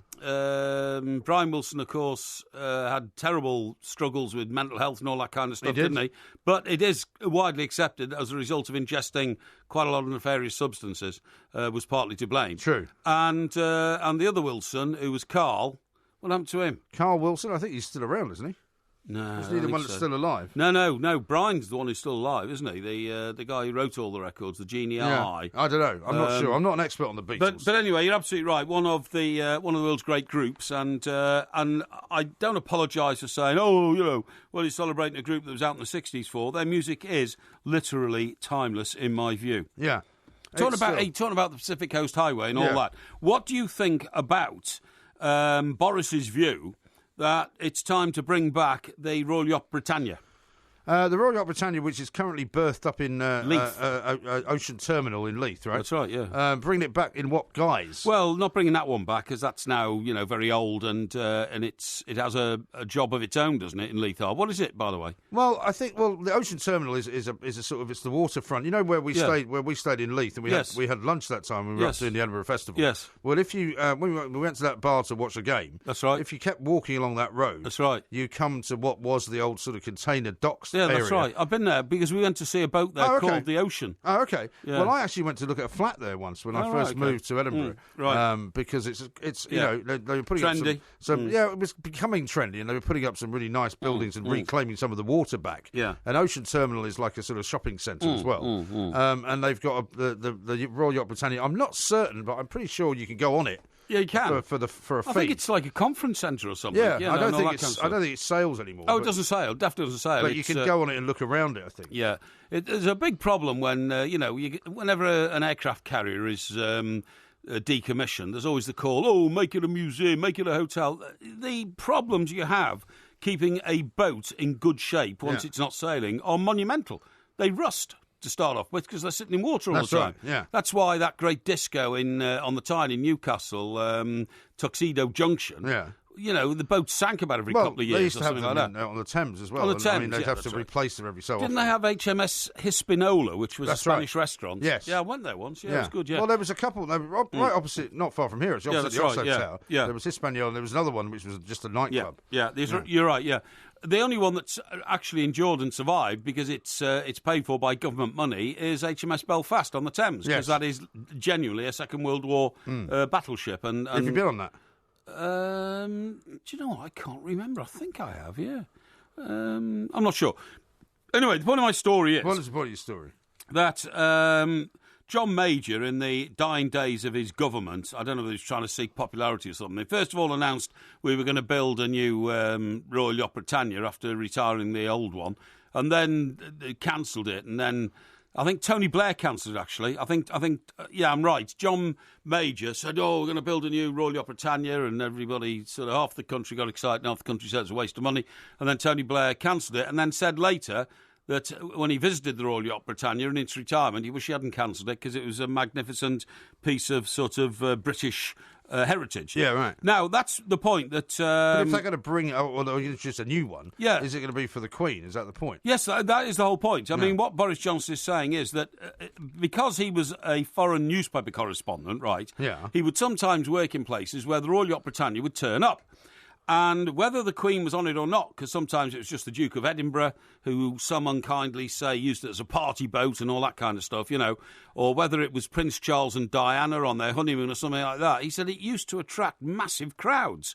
And the most popular man in any city where the Royal Yacht Britannia turned up was the British ambassador, right, because all the local officials and all the local rulers, governors, call them what you want, all wanted to get on board Royal Yacht Britannia and have their picture taken and say they dined there. So what he's saying is that if you've got and he said literally billions of pounds worth of trade deals were struck on board the Royal Yacht Britannia from people who were overwhelmed by the Britishness of it. I'm sure that's probably true, but whether that would be true now is another question. Well, it doesn't cost much to build a big ship when you look at the size of the British economy. No, but I suppose given that they can't afford to build them for the Royal Navy, Navy, is this really the time to be building them for some other purpose? It would come under the auspices of the Royal Navy. It'd be a Royal Navy ship because the. But that's what I mean. If they can't build a Navy ship for the purpose of defending the realm, should they be building a kind of a ceremonial? Well, that's a very good question, and my view on that is that you have to readjust the defence budget anyway. David Cameron disgracefully pared down the defence budget to a point now where we're a laughingstock in the world. I mean, we just simply don't have any ships which are available, apart from those which are constantly I noticed, in need. I mean, just apropos of nothing, I noticed that the Somalians have taken an oil tanker, funnily enough, for the first time since the troubles back in sort of 2013. Have they really? So if there's going to be more of that going on, that's if you've got the Royal Yacht Britannia sailing around the world, you'd rather like it to be protected, wouldn't you? Well, it would have to be protected, but it always was. I mean, the point is that the Navy, it's a Navy ship, and the first call on the Royal Yacht Britannia is as a support vessel to naval warships. So, for instance, that's the role it undertook in the Falklands War. It had to become a hospital ship and all that kind of stuff, you know what I mean? And that's what it does. But I think it'd be a great idea. Now, people say, oh, little Englander, why should the royal family have their own boat and all that? I don't believe it is that. I mean, for instance, when the Royal Yacht took the Queen to Cape Town to be greeted by Nelson Mandela, right? Yeah. It was the biggest gathering of people in the southern tip of Africa ever, because people just wanted to get there, and see it. When it was used for the Normandy 50th anniversary of D-Day, again, massive crowds came out, elevated the importance of the occasion, all that. But the other thing I still think it would have a place in a role in the world. It might do, but given that the Queen is probably, with the best will in the world, not going to be around for that much longer. No, Prince Charles will and Camilla will be, and after that, William and Kate. But will they be the same? Will they have the same draw? I think not. Well, I think they probably will. By the way, there's a big row going on at the moment, about Prince William being work shy, allegedly, and not doing enough raw jobs, and he's just been pictured, hasn't he, away on a sort of lads' weekend. Lads' weekend with some rather, shall we say, interesting young women. Well, very good-looking, glamorous. Yes, you could say that. Well, he is a royal prince. Well, he is, but he's married, though. Of course he is, and he would no way, in any way dabble in anything else. Exactly. No. Not even nettles. Definitely not. Now, coming up next, it's time for... The quality of me there, just replicating, one of the Beatles' favourites, classics, help a little greater in quality, a little better in quality. Well, we shall see. Now, we are live on Periscope, and we're also live on Facebook. Now, have you got, for some reason, your phone on? Say again? You've got your phone on, haven't you? No, I haven't, no. Well, you've just now switched it off. That's why it doesn't sound like a big echo in the studio. Yeah. I know you like to follow yourself. No. You're a bit like Liam Gallagher, aren't you? No. He follows nobody. No, I just didn't understand the technology, but don't worry, it's now all sorted. I'm staggered that you didn't understand the technology. Right, anyway, this is the place where we ask you as many questions. Why can't you see it on your screen there, then? Well, because I don't want to put it on, because if it's on, it means that, I can see it, but if I put it on and put the volume on, then it creates an echo. I don't want you to do that. Come on, let's get on with Ask Porky, because that's what I'm here for, to help. OK, well, here's the first question.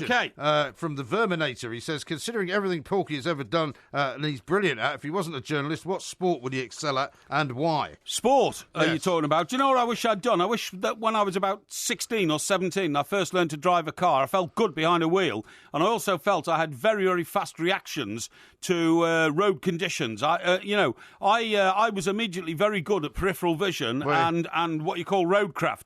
I wish I had taken the decision then to follow a course of action which could have led to me being a racing driver, because I do honestly think I'd have been very good. I'm fearless, so it means that I wouldn't have been worried about crashing the car or anything like that, and also incredibly fast. I once did a test on my own body and I was slightly just slower than the speed of light. Slightly slower than the speed of light? Yeah. Have you been on a lot of Red Bull tonight? No. Right, now, here's one from Brandon. Can you tell me your funniest childhood memory that you can remember?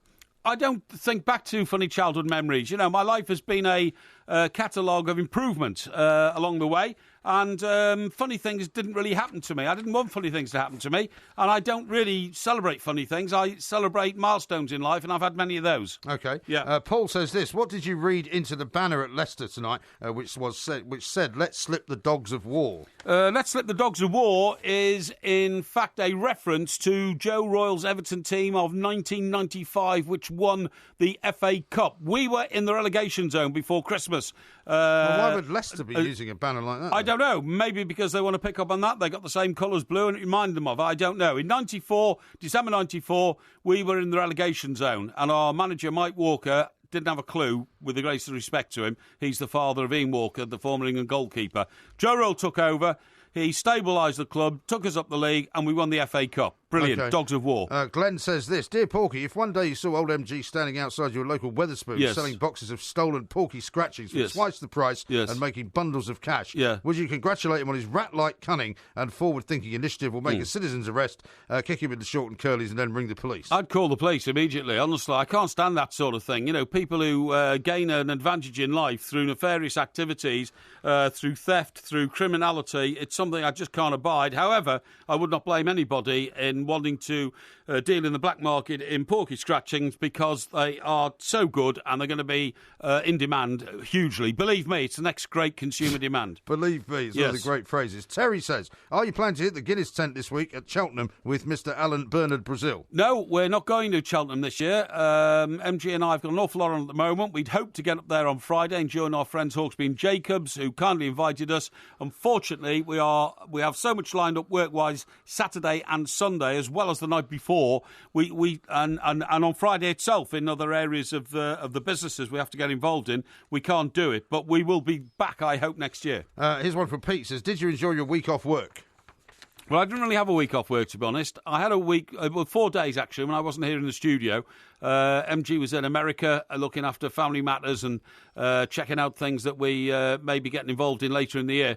But to be honest, it depends how you categorise work. I wasn't in the studio broadcasting for 3 hours, but I was, honestly, I assure you, working, including the launch of what is now probably becoming rather boring to a lot of people, the Porky Scratchings in Wigan for 2 days. Yeah, you've already mentioned that, really. Yes. Maxwell says this, Porky, I'm going to be in Europe soon, in June, Croatia to be precise. Yeah. I'm looking to travel around some countries for a few weeks. Yeah. Is it best to hire a car, a train, or to fly about? Well, I'd go on train, I suppose. Driving around with a car restricts you in your ability to socialise, because it would be highly irresponsible in any country, particularly a foreign one, to imbibe and then get into a car and start driving around. You could cause problems. I'd go on the train, or I'd short haul on flights, because you can short haul around Europe very cheaply these days. Go to places that you haven't been before. It's always an adventure. I wish you luck. Jeffrey says this, Porky, should I dye my greying hair or leave it natural? I'd leave it natural. And the only reason I ever started to dye hair was that I got taken on by a TV operation, and I decided to just change my appearance. There was no vanity involved in it. It was to make me distinctly different from the days of radio broadcasting, which I'm now back into, although I do a lot of video stuff. Even though nobody can see you. Nobody can see me, but they can actually. There's an awful lot of access to people on radio these days through social media. But the idea of changing your bodily appearance in any way just because you get older and it changes is anathema to me. I just say let it all hang out. Let it all hang out indeed. Ryan says, which club will Lukaku sign for after saying he'll not be signing a new contract at Everton? Well, if Lukaku leaves Everton, and I'm not ruling out the fact that he may one day, I just don't like the panic and ridiculous nonsense about, he's not signing the current contract in front of him, it's all over, he's going. If he does leave Everton one day to go to a bigger club, he'll go to one of the biggest in the world. He is a player who'll end up as a striker for one of the stellar football clubs in the world. Can't say which one, but one of the very top 3 or 4 in Europe. Matt says this, Dear Porky, I have a good relationship with my brother and we are going to invest together in property. Do you think it's a good idea? He can be a bit of a plank, but I suppose it has never got in your way. It's very, very difficult to get into any partnership, whether it be with a sibling or your father or your son, family relationships and all that, and pursue business together. And it's also very, very difficult to pursue business together with somebody who's not a member of your family. Each brings its own problems.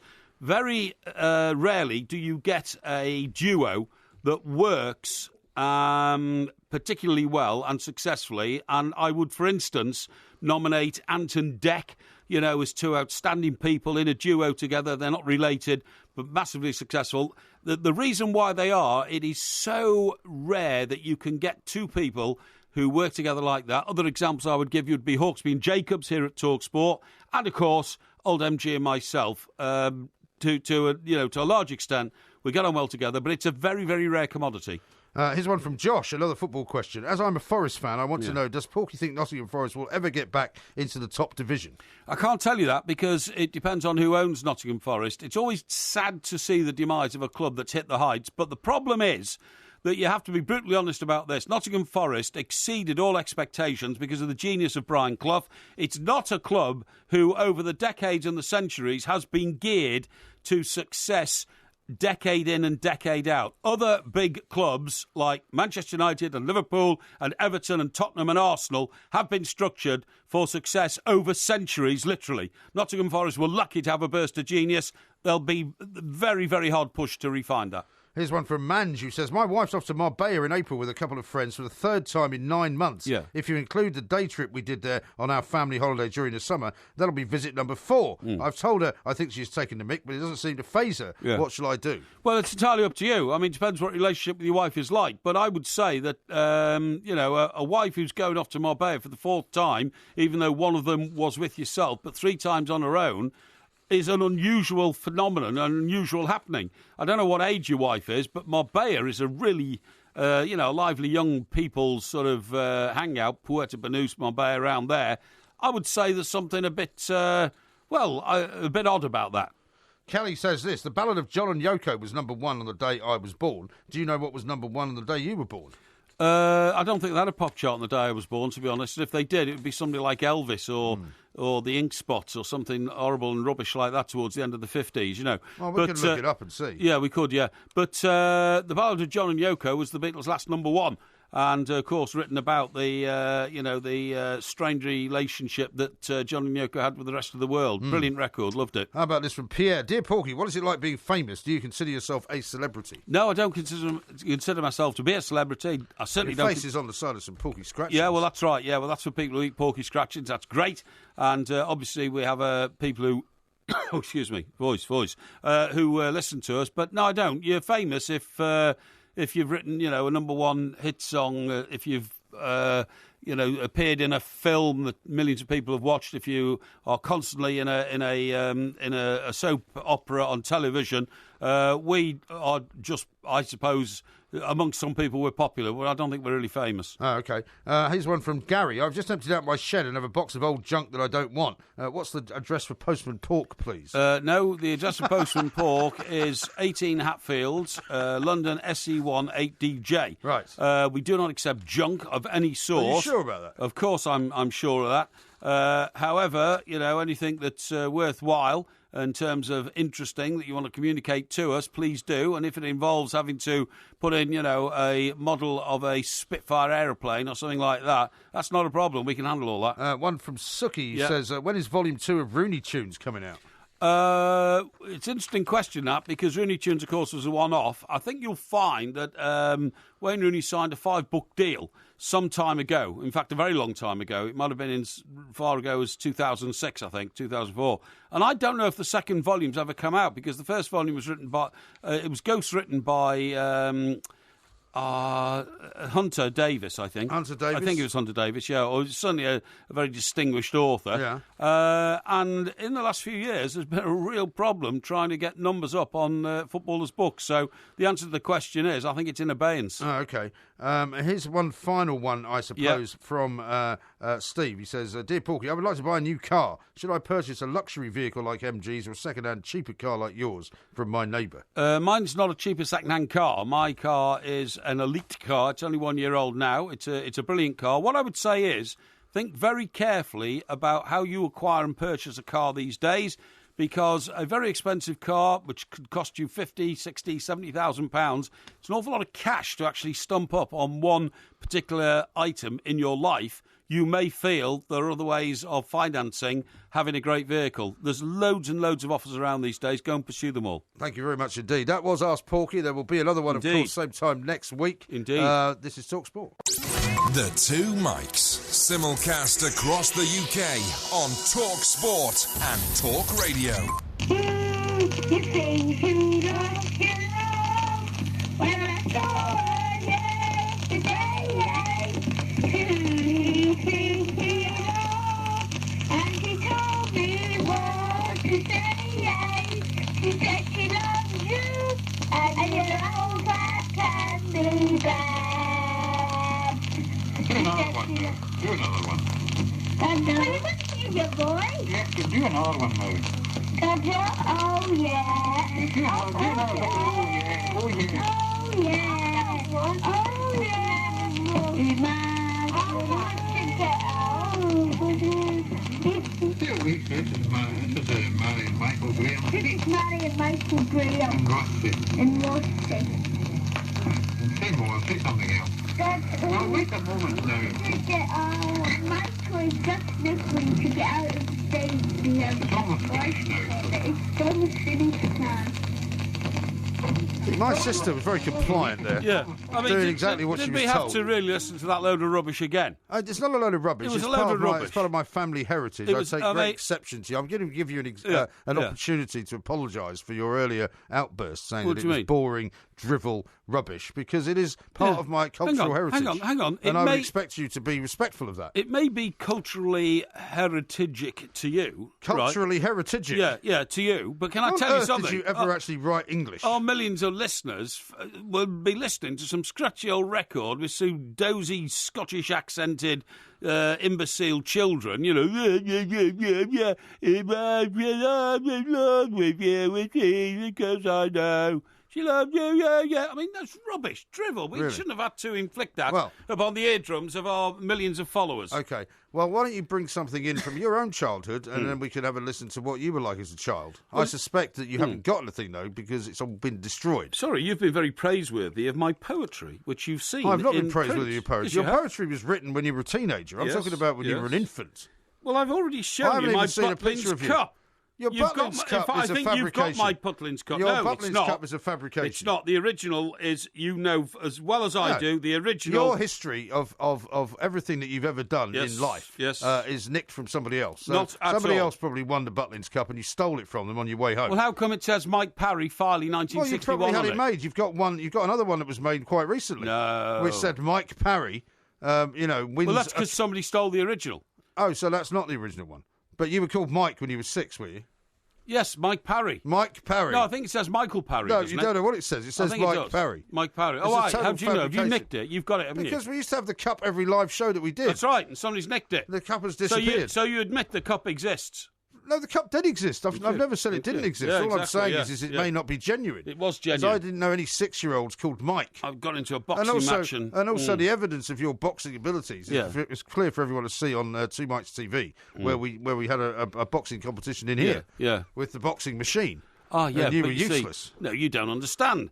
Just because, you think that every boxer's got the hardest punch is rubbish. Boxing is an art. Oh, right. And so if you haven't got a hard punch, you're more successful than if you have. Is that what you're saying? Boxing is pugilism. It's not just punching things and punching people. Honestly, sometimes... Yeah. Well, you have got to have a bit of a punch, though. Otherwise, it's not much point. Listen, there's a new system starting in America, which I'm very much in favour of, just in case things go wrong later in life. If you're wealthy, you can buy a cushier jail sentence.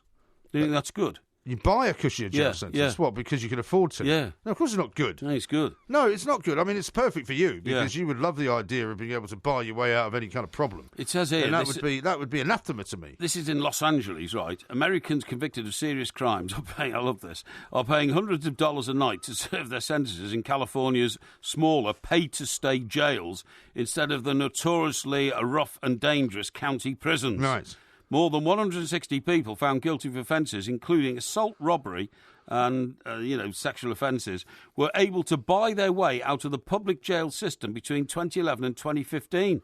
But surely, I mean, being able to buy your way out is not limited to what you might call, the occasional criminal. Because, I mean, if you're like a drug kingpin... That's right. You're going to be able to buy your way out as well. Yeah, that's right, yeah. And so maybe what will happen is that these places where you're going to go, which you think are safer, will become just as dangerous. Well, no, it says here they did their time instead in private jails, which are allowed to take in inmates to reduce overcrowding in the public system. Yes. But where regulations specify that privileges should only be given to people convicted of minor offences, prices range from $25 a night in La Verna to $251 a night in Hermosa Beach. So it's not a fortune, is it? No, hang on. But the system has been widely abused and is now seen. is now seen as elite prison sentence serving. It's a stupid thing to do, right? As I said, because you won't necessarily weed out all the dangerous criminals. Yeah. Because there's plenty of dangerous criminals that've got a lot of money. Yeah. Well, right? Yeah, absolutely. Even though I know you would like that. I think that's great because what you're doing, you're easing the burden on the public sector. So that's a good thing, isn't it? Yeah. Well, I mean, it's not. Good thing. No, because you can't delineate in terms of justice because somebody's got more money than somebody else. Well, I think it's a good thing. Now, Lucas says this, and it's a bit of a foreboding message for you ahead of the Shakespeare quiz, right? Yes. Cry havoc and let slip the dogs of war. Yes. It's from Julius Caesar. Yes, You must have planked Porky. I knew that. It's a reference to Shakespeare. I knew that, but I decided to... Well, why didn't you say it? Well, I decided to turn it towards a more topical subject, which, of course, is Everton Football Club, because of the silly debate going on about Lukaku. Yeah, well, there's a lot of people who've done different versions of that earlier on Twitter. Mike says this, it's my 65th birthday today. Please wish me a happy birthday, Porky. Sorry, who's that? Mike. What's the guy's name? Mike. And how old is he? Mike Firth, 65. Do you not listen to anything I say? Hang on, Mike. I mean, you're only sitting 2 feet from me. Listen, I have loads of responsibilities on the show. Mike, I want to say a very happy 65th. That's a real milestone birthday, that. And believe me, although I'm nowhere near there, I'm still in early middle-aged, I do believe that when you get to that milestone of what used to be the normal retirement age, life begins all over again. I see. Have a great one, pal. Trevor says this, stop saying between you and I, with you and I, etc. It should be me, not I, after a preposition. Learn some basic English grammar. I'm not entirely sure he's correct about that. I don't think he's correct. I mean, you can say between you and me, you can, but you can also say between you and I. Yeah, but I mean, hang on, all the great literary titles are always the king and I. It's not the king and me, is it? Well, the king and I is not the same as between you and I, though, is it? No, it doesn't matter. You don't use the word me after... If it's between you, me and the king, that would be right. It's not between you, me and the king, You, I and the king. Yeah, you know what you're talking about. Anyway. I think I do, actually. I don't think so. Anyway, we'll find out on Friday morning whether you know anything about Shakespeare. That's going to be the quiz. And the independent quizmasters will be working very hard between now and then to come up with a format that you accept. Good. Because you've been moaning and groaning about how you've been badly treated. Yeah, I am, Shocking. Yeah. That was the Two Mics, Mrs. Talksport. Look at the light! Don't forget to follow the Two Mics at the Two Mics on Twitter and on YouTube. Just look for Two Mics TV. Yes. Are you looking to get your head staved in? That's rather violent. Yeah, it's violent. Because if you don't stop insulting me, I'm going to walk over there and I'm going to pick up your little short arms and I'm going to beat you around the head with them. I don't believe I've insulted you yet, actually.